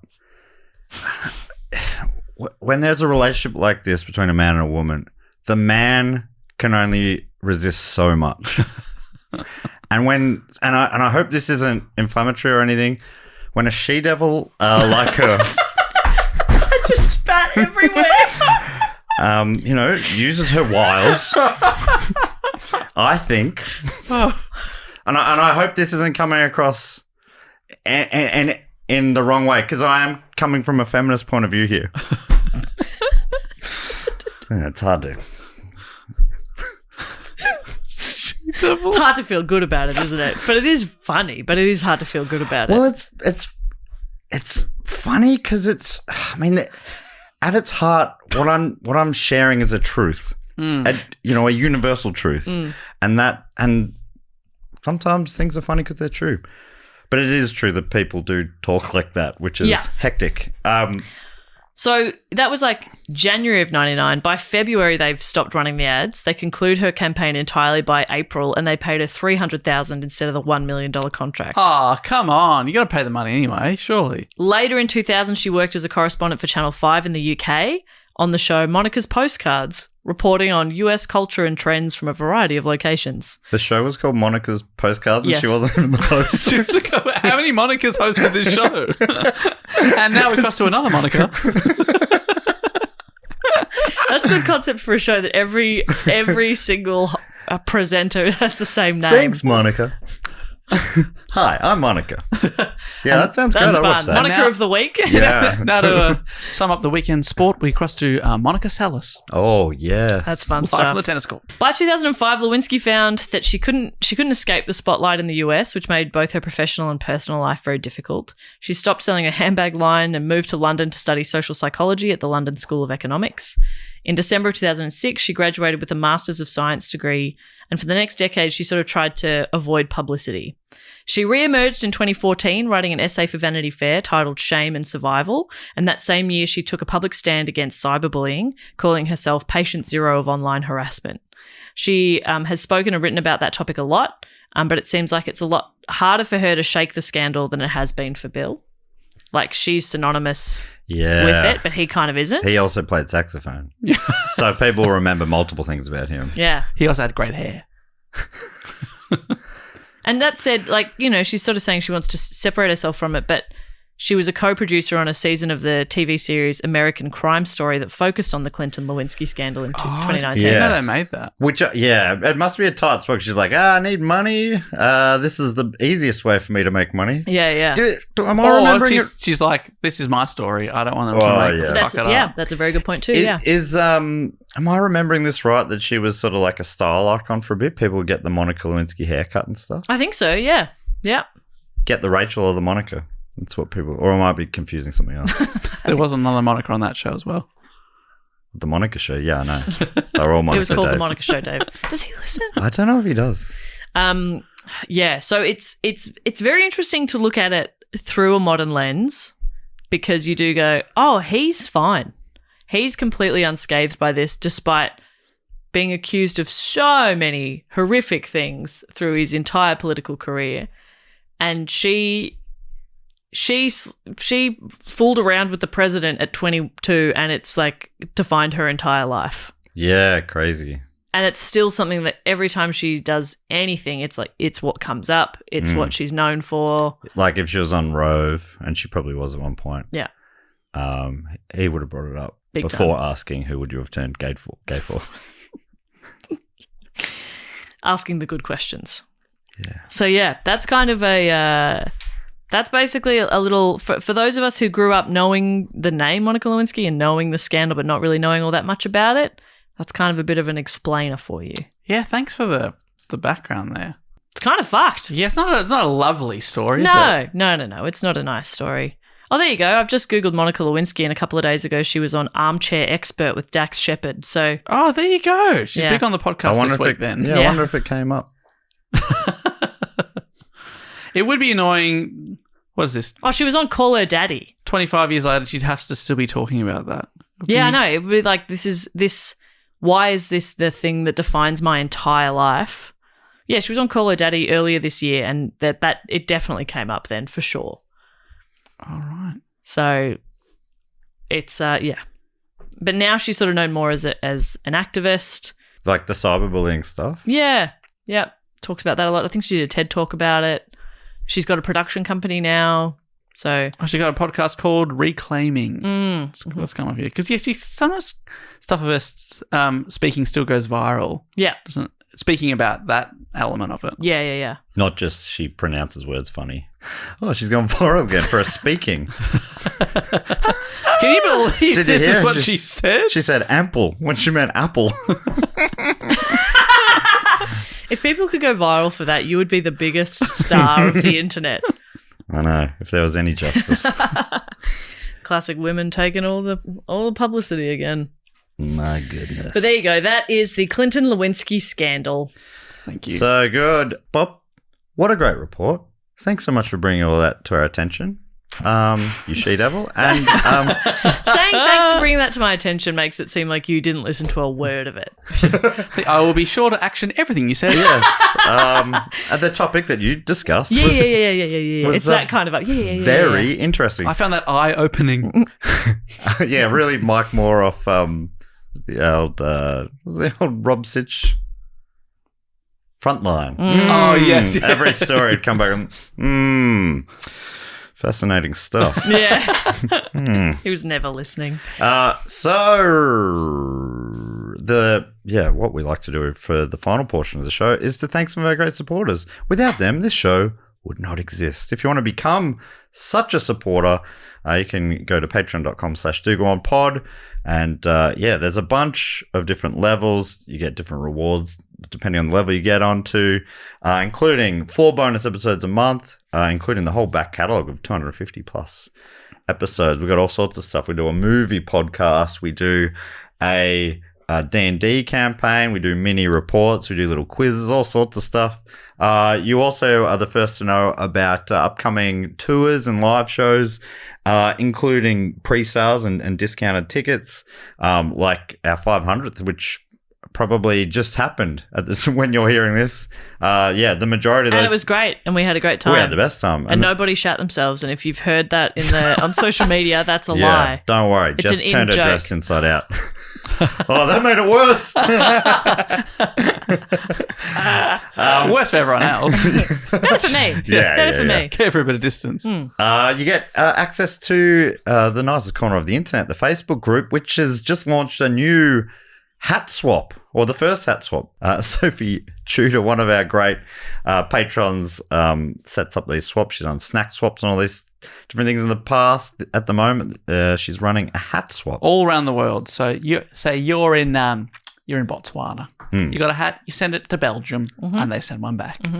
Pretty cool. Do some others. Okay, say you're in Namibia. Yep. Yes, And then you've got a friend who lives in Guam. in Guam. You'll send a hat to Guam, and Yes. Guam will send one to Namibia. Wow. So good. And the other, if you're on the Sydney Scheinberg level or above, you get to be in that fat quote or question section of the show, which is this section. Actually, now that I think about it, I think it has a jingle that goes something like this. Fact, quote, or question. He always remembers the ding. She always remembers the I thing. hurt my neck doing that. Yeah, that was a wild neck cock. It actually really hurt because I'm 34. Over the hill. You just can't move You suddenly. can't. Not At like this stage. that. You got to warm up for everything. So I'm reading out 3 this week. And in this section, you get to give us a fact, a quote, or a question, or a brag, or a suggestion, or really whatever you like. Then I'll read them out for the first time. You also get to give, for the first time on the pod, I don't pre-read these. I respect them all too much. That's for cowards to pre-read. Yes. You also get to give yourself a title. And first up this week, we've got Bob McBobbity Bobbington, whose title is Recently Unemployed, writing, quote, this is a quote, "Give a man a fire and he's warm for a day, but set fire to him and he's warm for the rest of his life." That's nice. Apparently That's that's a quote from Solid Jackson. I'm not familiar with Solid Jackson's work, Dave. No, I'm not sure. I'm going to look up Solid Jackson for you. And Bob gives a little context maybe here, writing, "A great saying to live by, but people apparently don't like you actually following it. Do you happen to know anywhere in need of a king, by the way? I seem to be between positions right now. Anyway, must run quite quickly, actually. Toodaloo and pip pip." Pip, pip. Thank you so much, Bob. Next one comes from Richard Ashton Smith, aka Master Thief. Ooh. With a brag, writing, "Hey, you lovely bunch. A while back, my partner and I saw you live in London, the Pez episode. Has that episode ever gone out? No. It'll go out one day. It should. It was a good episode. Yeah, we're still just waiting for the lawyers to tell us all the edits that need to be made. Yeah, I was pretty slanderous. And I just was saying, I was referencing things that hadn't happened, were really old, but not old enough to be interesting again. Yeah. So we're going to edit them out as well. Going on to say, we bought a bunch of merch and all was good until we got home and realized the card payment never went through. That's right. We robbed you. Oh, what? We had become the master thieves. Unfortunately, we enjoy the pod so much, we haven't slept a night since. So now we have vowed to pay back our terrible, terrible debt through Patreon support. They actually, this rings a bell, they messaged me asking how to send money across. I'm like, oh, why don't you just sign up on the Sydney Scheinberg level, and you can apologise in person. You can apologise in person. That's good stuff, mate, because now we've got them. So once you're on that level, We know where you live. why the fuck would you give it up? Oh, Because it's the best. Yeah, that's right. That's how Being on the that's how Patreon. we hook people in. Oh, bonus episodes. Once you've got those, why would you want to live in a world where you don't have them? We've shown you the good They're life. going to pay tenfold for that merch. That was obviously my fault if the payment didn't go through. They finished by saying, love the pod, good work, can't wait to see you see the next live show. We won't nick any merch, promise. Probably. Ooh, they've got a I taste like for it that. now. I like that. Yeah. Yeah, that's good What a stuff. thrill to steal from us. Thrill to steal. That's very honest, and we appreciate you. Thank you. Maybe see you in September. I'm going to announce something soon, I think. And then finally, Stephen Edmonds, aka Suffer of Factoids. Oh, you can get a cream for that. Writing fact. Situated at the western end of Collins Street in Melbourne is the Rialto building. Oh my God. Here we go. Here we go. You got Matt's attention. Now I'm fine. The first time in this episode, I'm listening. Yeah. And I'm talking as well. The building extends to Flinders Lane, where the facade incorporates a 5-story corrugated iron urinal enclosure. Oh my God. This is good stuff. 5 stories? What does that mean? How could a urinal be 5 stories? This is incredible.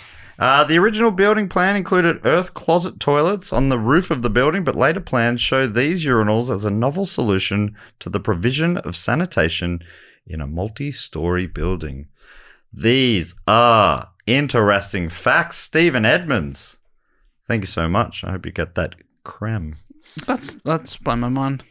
Thank you so much, Stephen. Stephen came to my show twice during the comedy festival, and Would have been disappointed the second time. he was there with Sophie Waldron. No, he came first night last night. Changed a lot. That's nice. That does change. And It got good. Sophie Waldron said he's a fake fan. He didn't go to Dave's show. This was on the opening night of mine. What the hell, And Stephen? when he came second night to mine, I'm like, you love me twice as much as Dave. And he said, Stephen. well, I actually got here halfway through. So only 1.5 times. Bit of fun that was had. Bit of fun. And mathematically, that doesn't really work because 1.5 times 0 is still 0. Anyway, thank you so much to Stephen, Richard, and Bob. And just a quick update. Solid Jackson appears to be a character from the Discworld series, the Terry Pratchett character, which a lot of our listeners are big fans of. I've read a couple of Pratchett books. Bit of fun. Great. I did an episode on one of them on primates because the librarian is an orangutan. Beautiful. You've done one? Have you done one on BookCheap? No, I haven't. No, but that's why I know people love it because I get so many requests. When you do, can I? I mean, I'm on every other episode anyway. Can I be on that one? I'll think about it. I'm busy. I'm having deja vu. Me begging and you like, please don't. I'm okay. Jess, what are you doing tomorrow? I'm dead. Dave, can I please come on? Oh, tomorrow just got cancelled.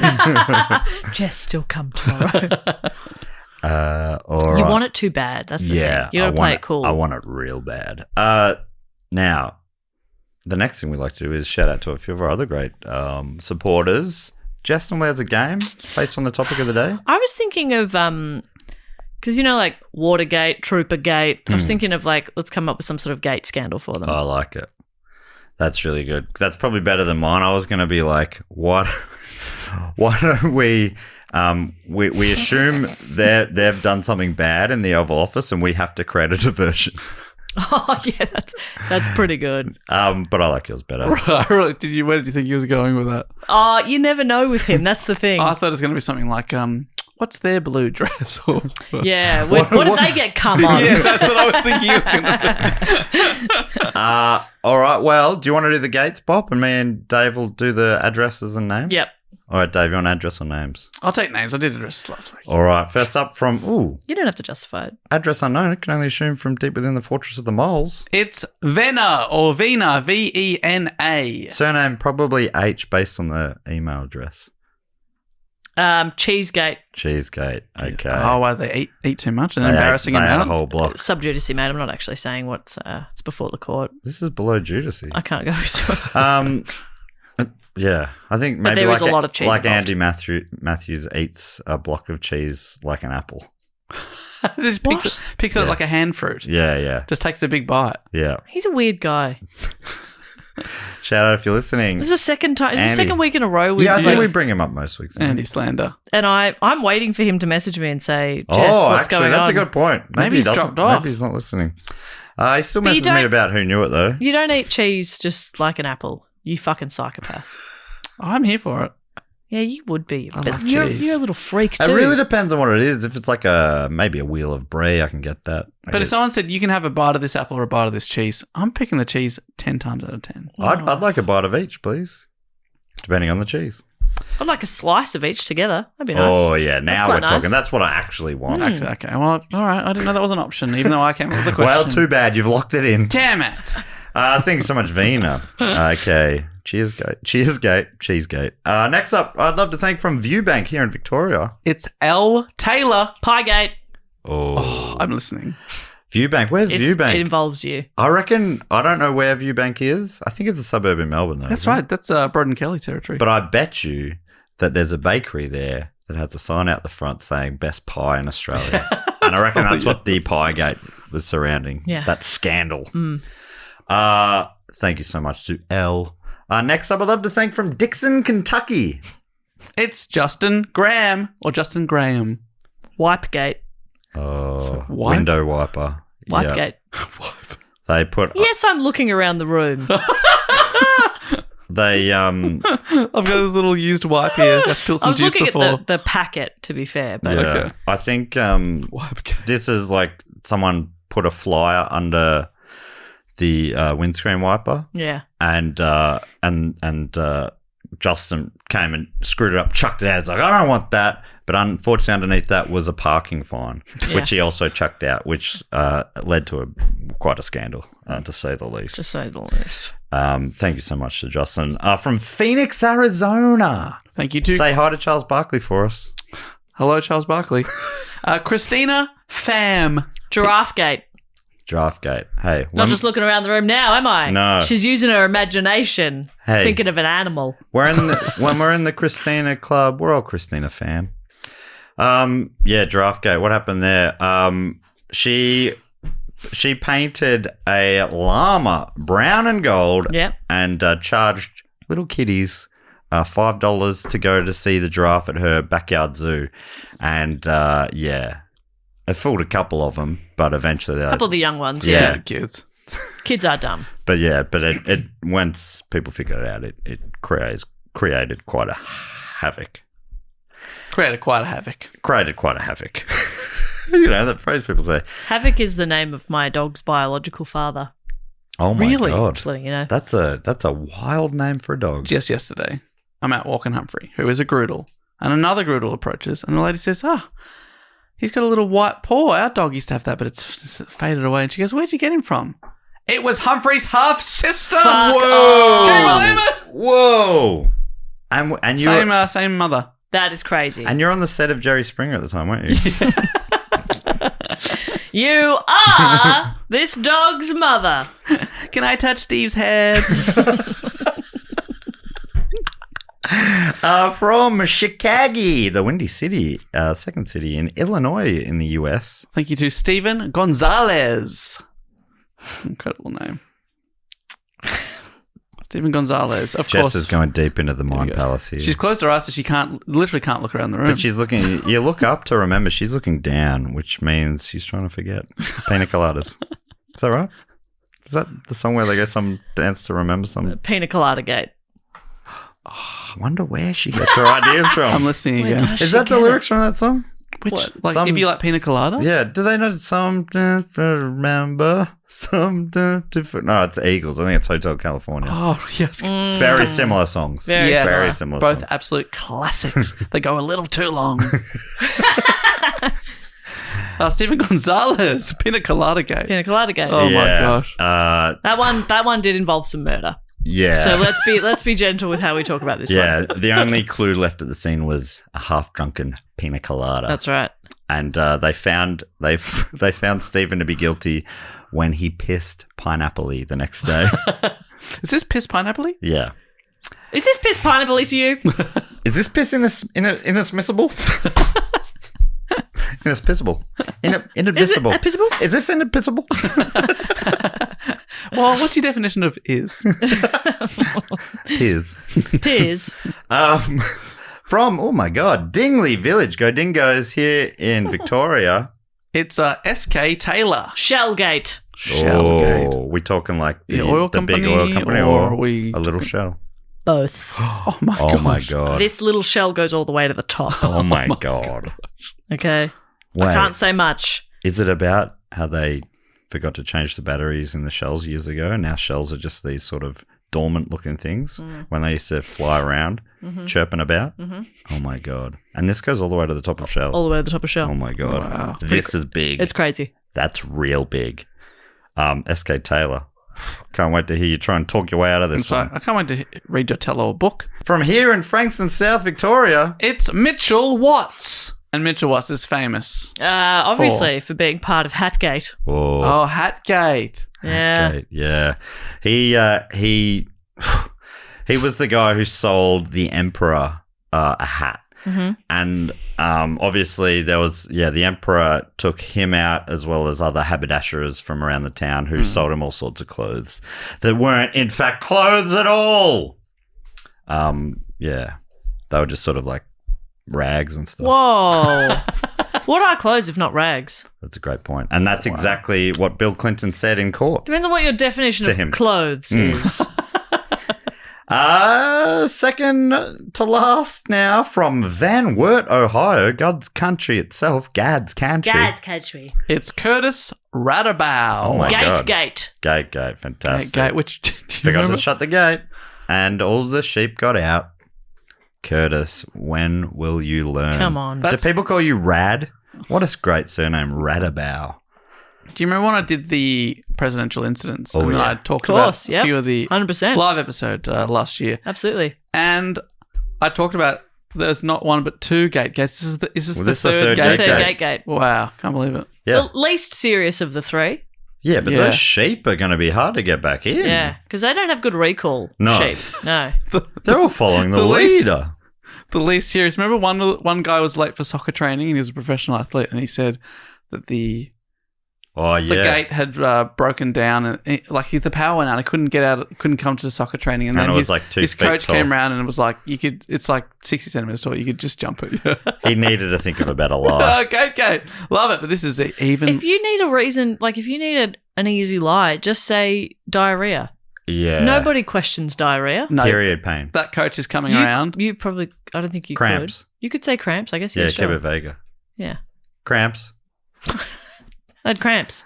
And And say, diarrhea. Say it looking like this. Cramps. Yeah, cramps. Because this is my most believable face.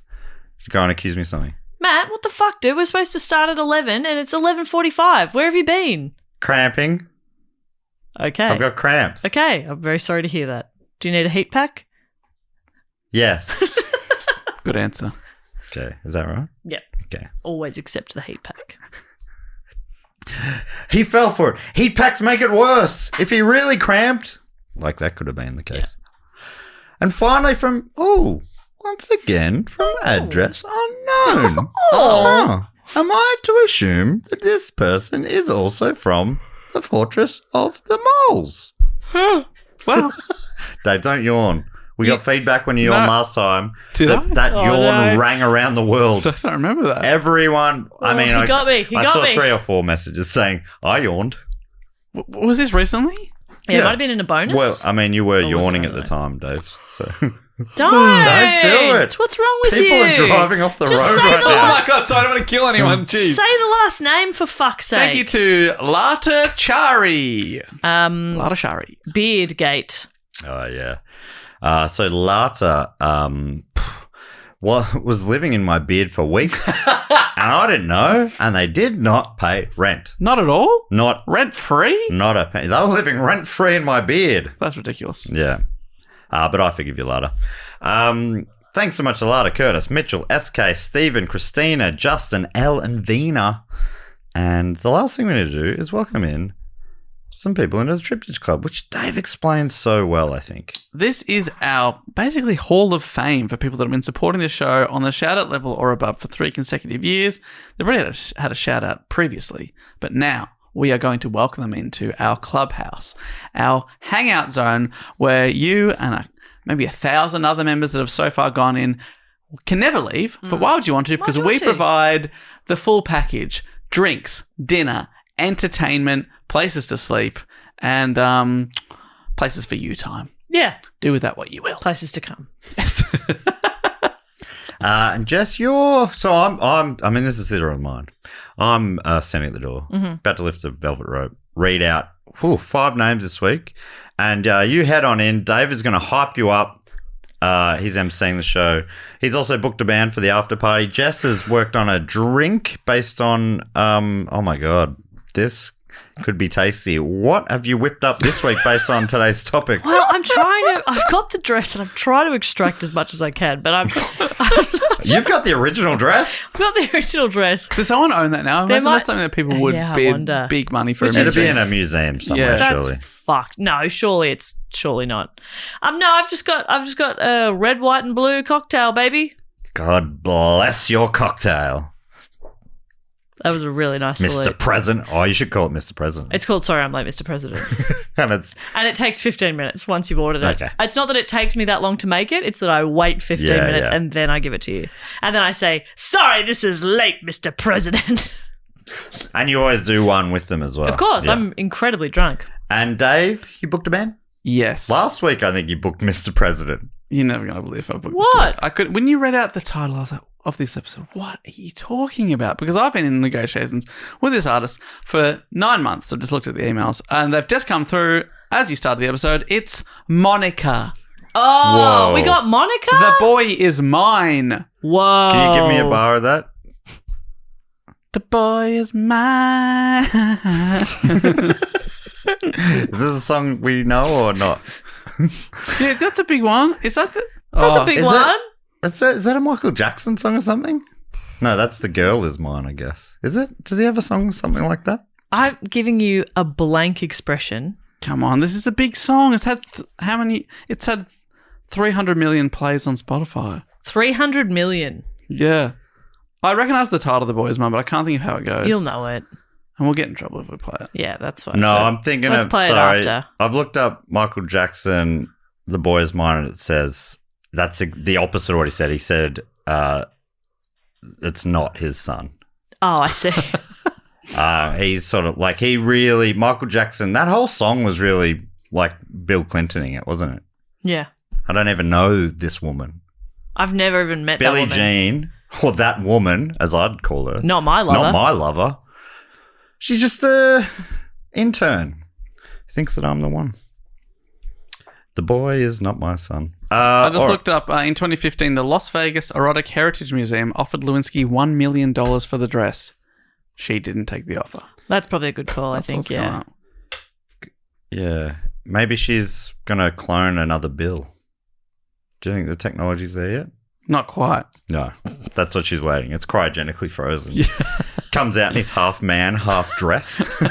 Oh no, some of the threads intertwined with the DNA. All right, so we got 5 inductees. Hang around 4, of course. Monica. And that song we all know. The boy is mine. I was thinking, get out right now, but that's JoJo. Yeah, bugger. Sorry. The end of you and me. All right. That has nothing to do with the boy being mine. We'll edit this out, but I'll play it. And then you just say whether you recognise it. Okay. All right, and we're back from listening to Monica's The Boy Is Mine. And say, maybe? It started with, The Boy Is Mine. Yeah, you loved that bit. But yeah, she had a lot of hits in America. That was number 1, The First Night, Angel of Mine. But The Boy Is Mine did chart at number 3 in Australia in 1998. Appropriate year too, Dave. Wow. Whoa. Yeah, that's another coincidence. Wow. Angel of Mine was another hit. Yeah. Wow, she loves mine. But she's a lot bigger in America. The boy is mine, the angel is mine. Yeah. A bit possessive. Come on. All Eyes on Me is another one. All right. All eyes on me? Settle down. All right, so That's 2 here we go. Okay. 5 names. Dave, you ready to hype up? Jess, you ready to hold Dave? My hand is on the tush. Thank you. Here we go. First up from London in Great Britain, it's Abel Bracegirdle. I'm willing and able to welcome in Abel Bracegirdle. Oh, that's good. Welcome in, Abel. Next up from Dave already did that. He already welcomed Abel in. Just keep the flow going, for fuck's sake. What the hell, man? Broke the flow. Jesus Christ, you're so insufferable. Next, I'm so sorry. Next up from Address Unknown. This is why they don't let me inside the building. I can only shoot from deep within the Fortress of the Moles. Welcome in, Patrick J. Ryan. I like magic, but I prefer Patrick. Oh, that is J. nice. Ryan. From, I want to say, Ayr in South Ayrshire in Great Britain. It's Norman River. I'll be storming down that river with Norman Oh, River. we storming down that river. Yeah. From Perth in Western Australia, welcome in Celeste Hadji Ali. Celeste is best. We can all agree.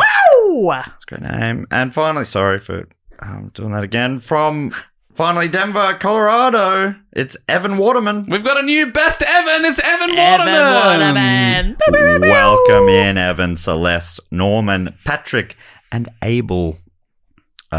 Just make yourselves at home. Grab a red, white, and blue, Mr. President. Obviously, get in 15 minutes ahead of when you want to actually drink it. And get ready to hear the musical stylings of Monica. Enjoy. That song that we maybe know.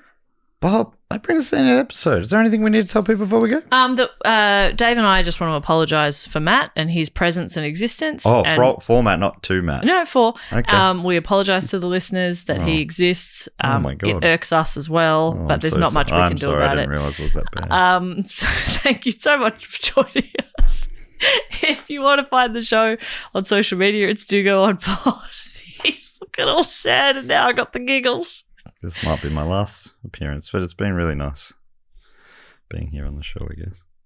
We're literally about to record another episode immediately after this, Well, so will I be on it? We'll find out next week. We'll find out. I think you will be. So if you want to find us on social media, it's Do Go On Pod, Do Go On Podcast on TikTok. Our website is dogoonpod.com. If you feel bad for me, follow me at Matt's Short Comedy on Instagram. If you think his little sad boy act is a bit pathetic, unfollow him on Instagram. And make sure you're following at Jess Perkins. And Unfollow Jess if you think she's being a real, say it. real chunky slut. Okay. And if you think that was gross, unfollow Matt. That's a call back to a couple of weeks ago. For context, go back there. Or AJ edited it. Dave, boot this baby home. We'll be back next week, and I'm sure we'll all be here. But until then, thank you so much for listening. Until then, goodbye. Later. Bye. Yeah, that surprised me as well. That noise. Laters. If you like detailed and immersive audio storytelling, you might like Canadian True Crime. Praised by listeners as thoughtful, well-researched and empathetic, Canadian True Crime began as a passion project by Aussie-Canadian host Christy Lee. With curiosity and a keen eye for detail, Christy carefully unravels the full stories of some of Canada's most compelling cases, going beyond the superficial to uncover the real story behind the crime. Find Canadian True Crime wherever you listen to podcasts. Are you a homeowner looking to sell your home fast and want your cash now? How about getting cash for your home twice? Hi, I'm Sarah Reynolds, CEO of Reynolds Empower Home Team with Keller Williams. Our cash offer stands above the rest. With our cash offer, you get the majority of your funds based on your home's value right away. That's right, cash in the bank within days. We will then sell your home for top dollar and you get the rest. Yes, with our cash offer, you get paid not only once, but twice. Call us now at 703-637-SOLD or go to DebbieHasTheBuyers.com. Don't forget to sign up to our tour mailing list so we know where in the world you are and we can come and tell you when we're coming there. Wherever we go, we always hear 6 months later, oh, you should come to Manchester. We were just in Manchester. We're just there, but this way you'll never miss out. And don't forget to sign up, go to our Instagram, click our link tree. Very, very easy. It means we know to come to you, and you'll also know that we're coming to you. Yeah, we'll come to you, you come to us. Very good. And we give you a spam-free guarantee.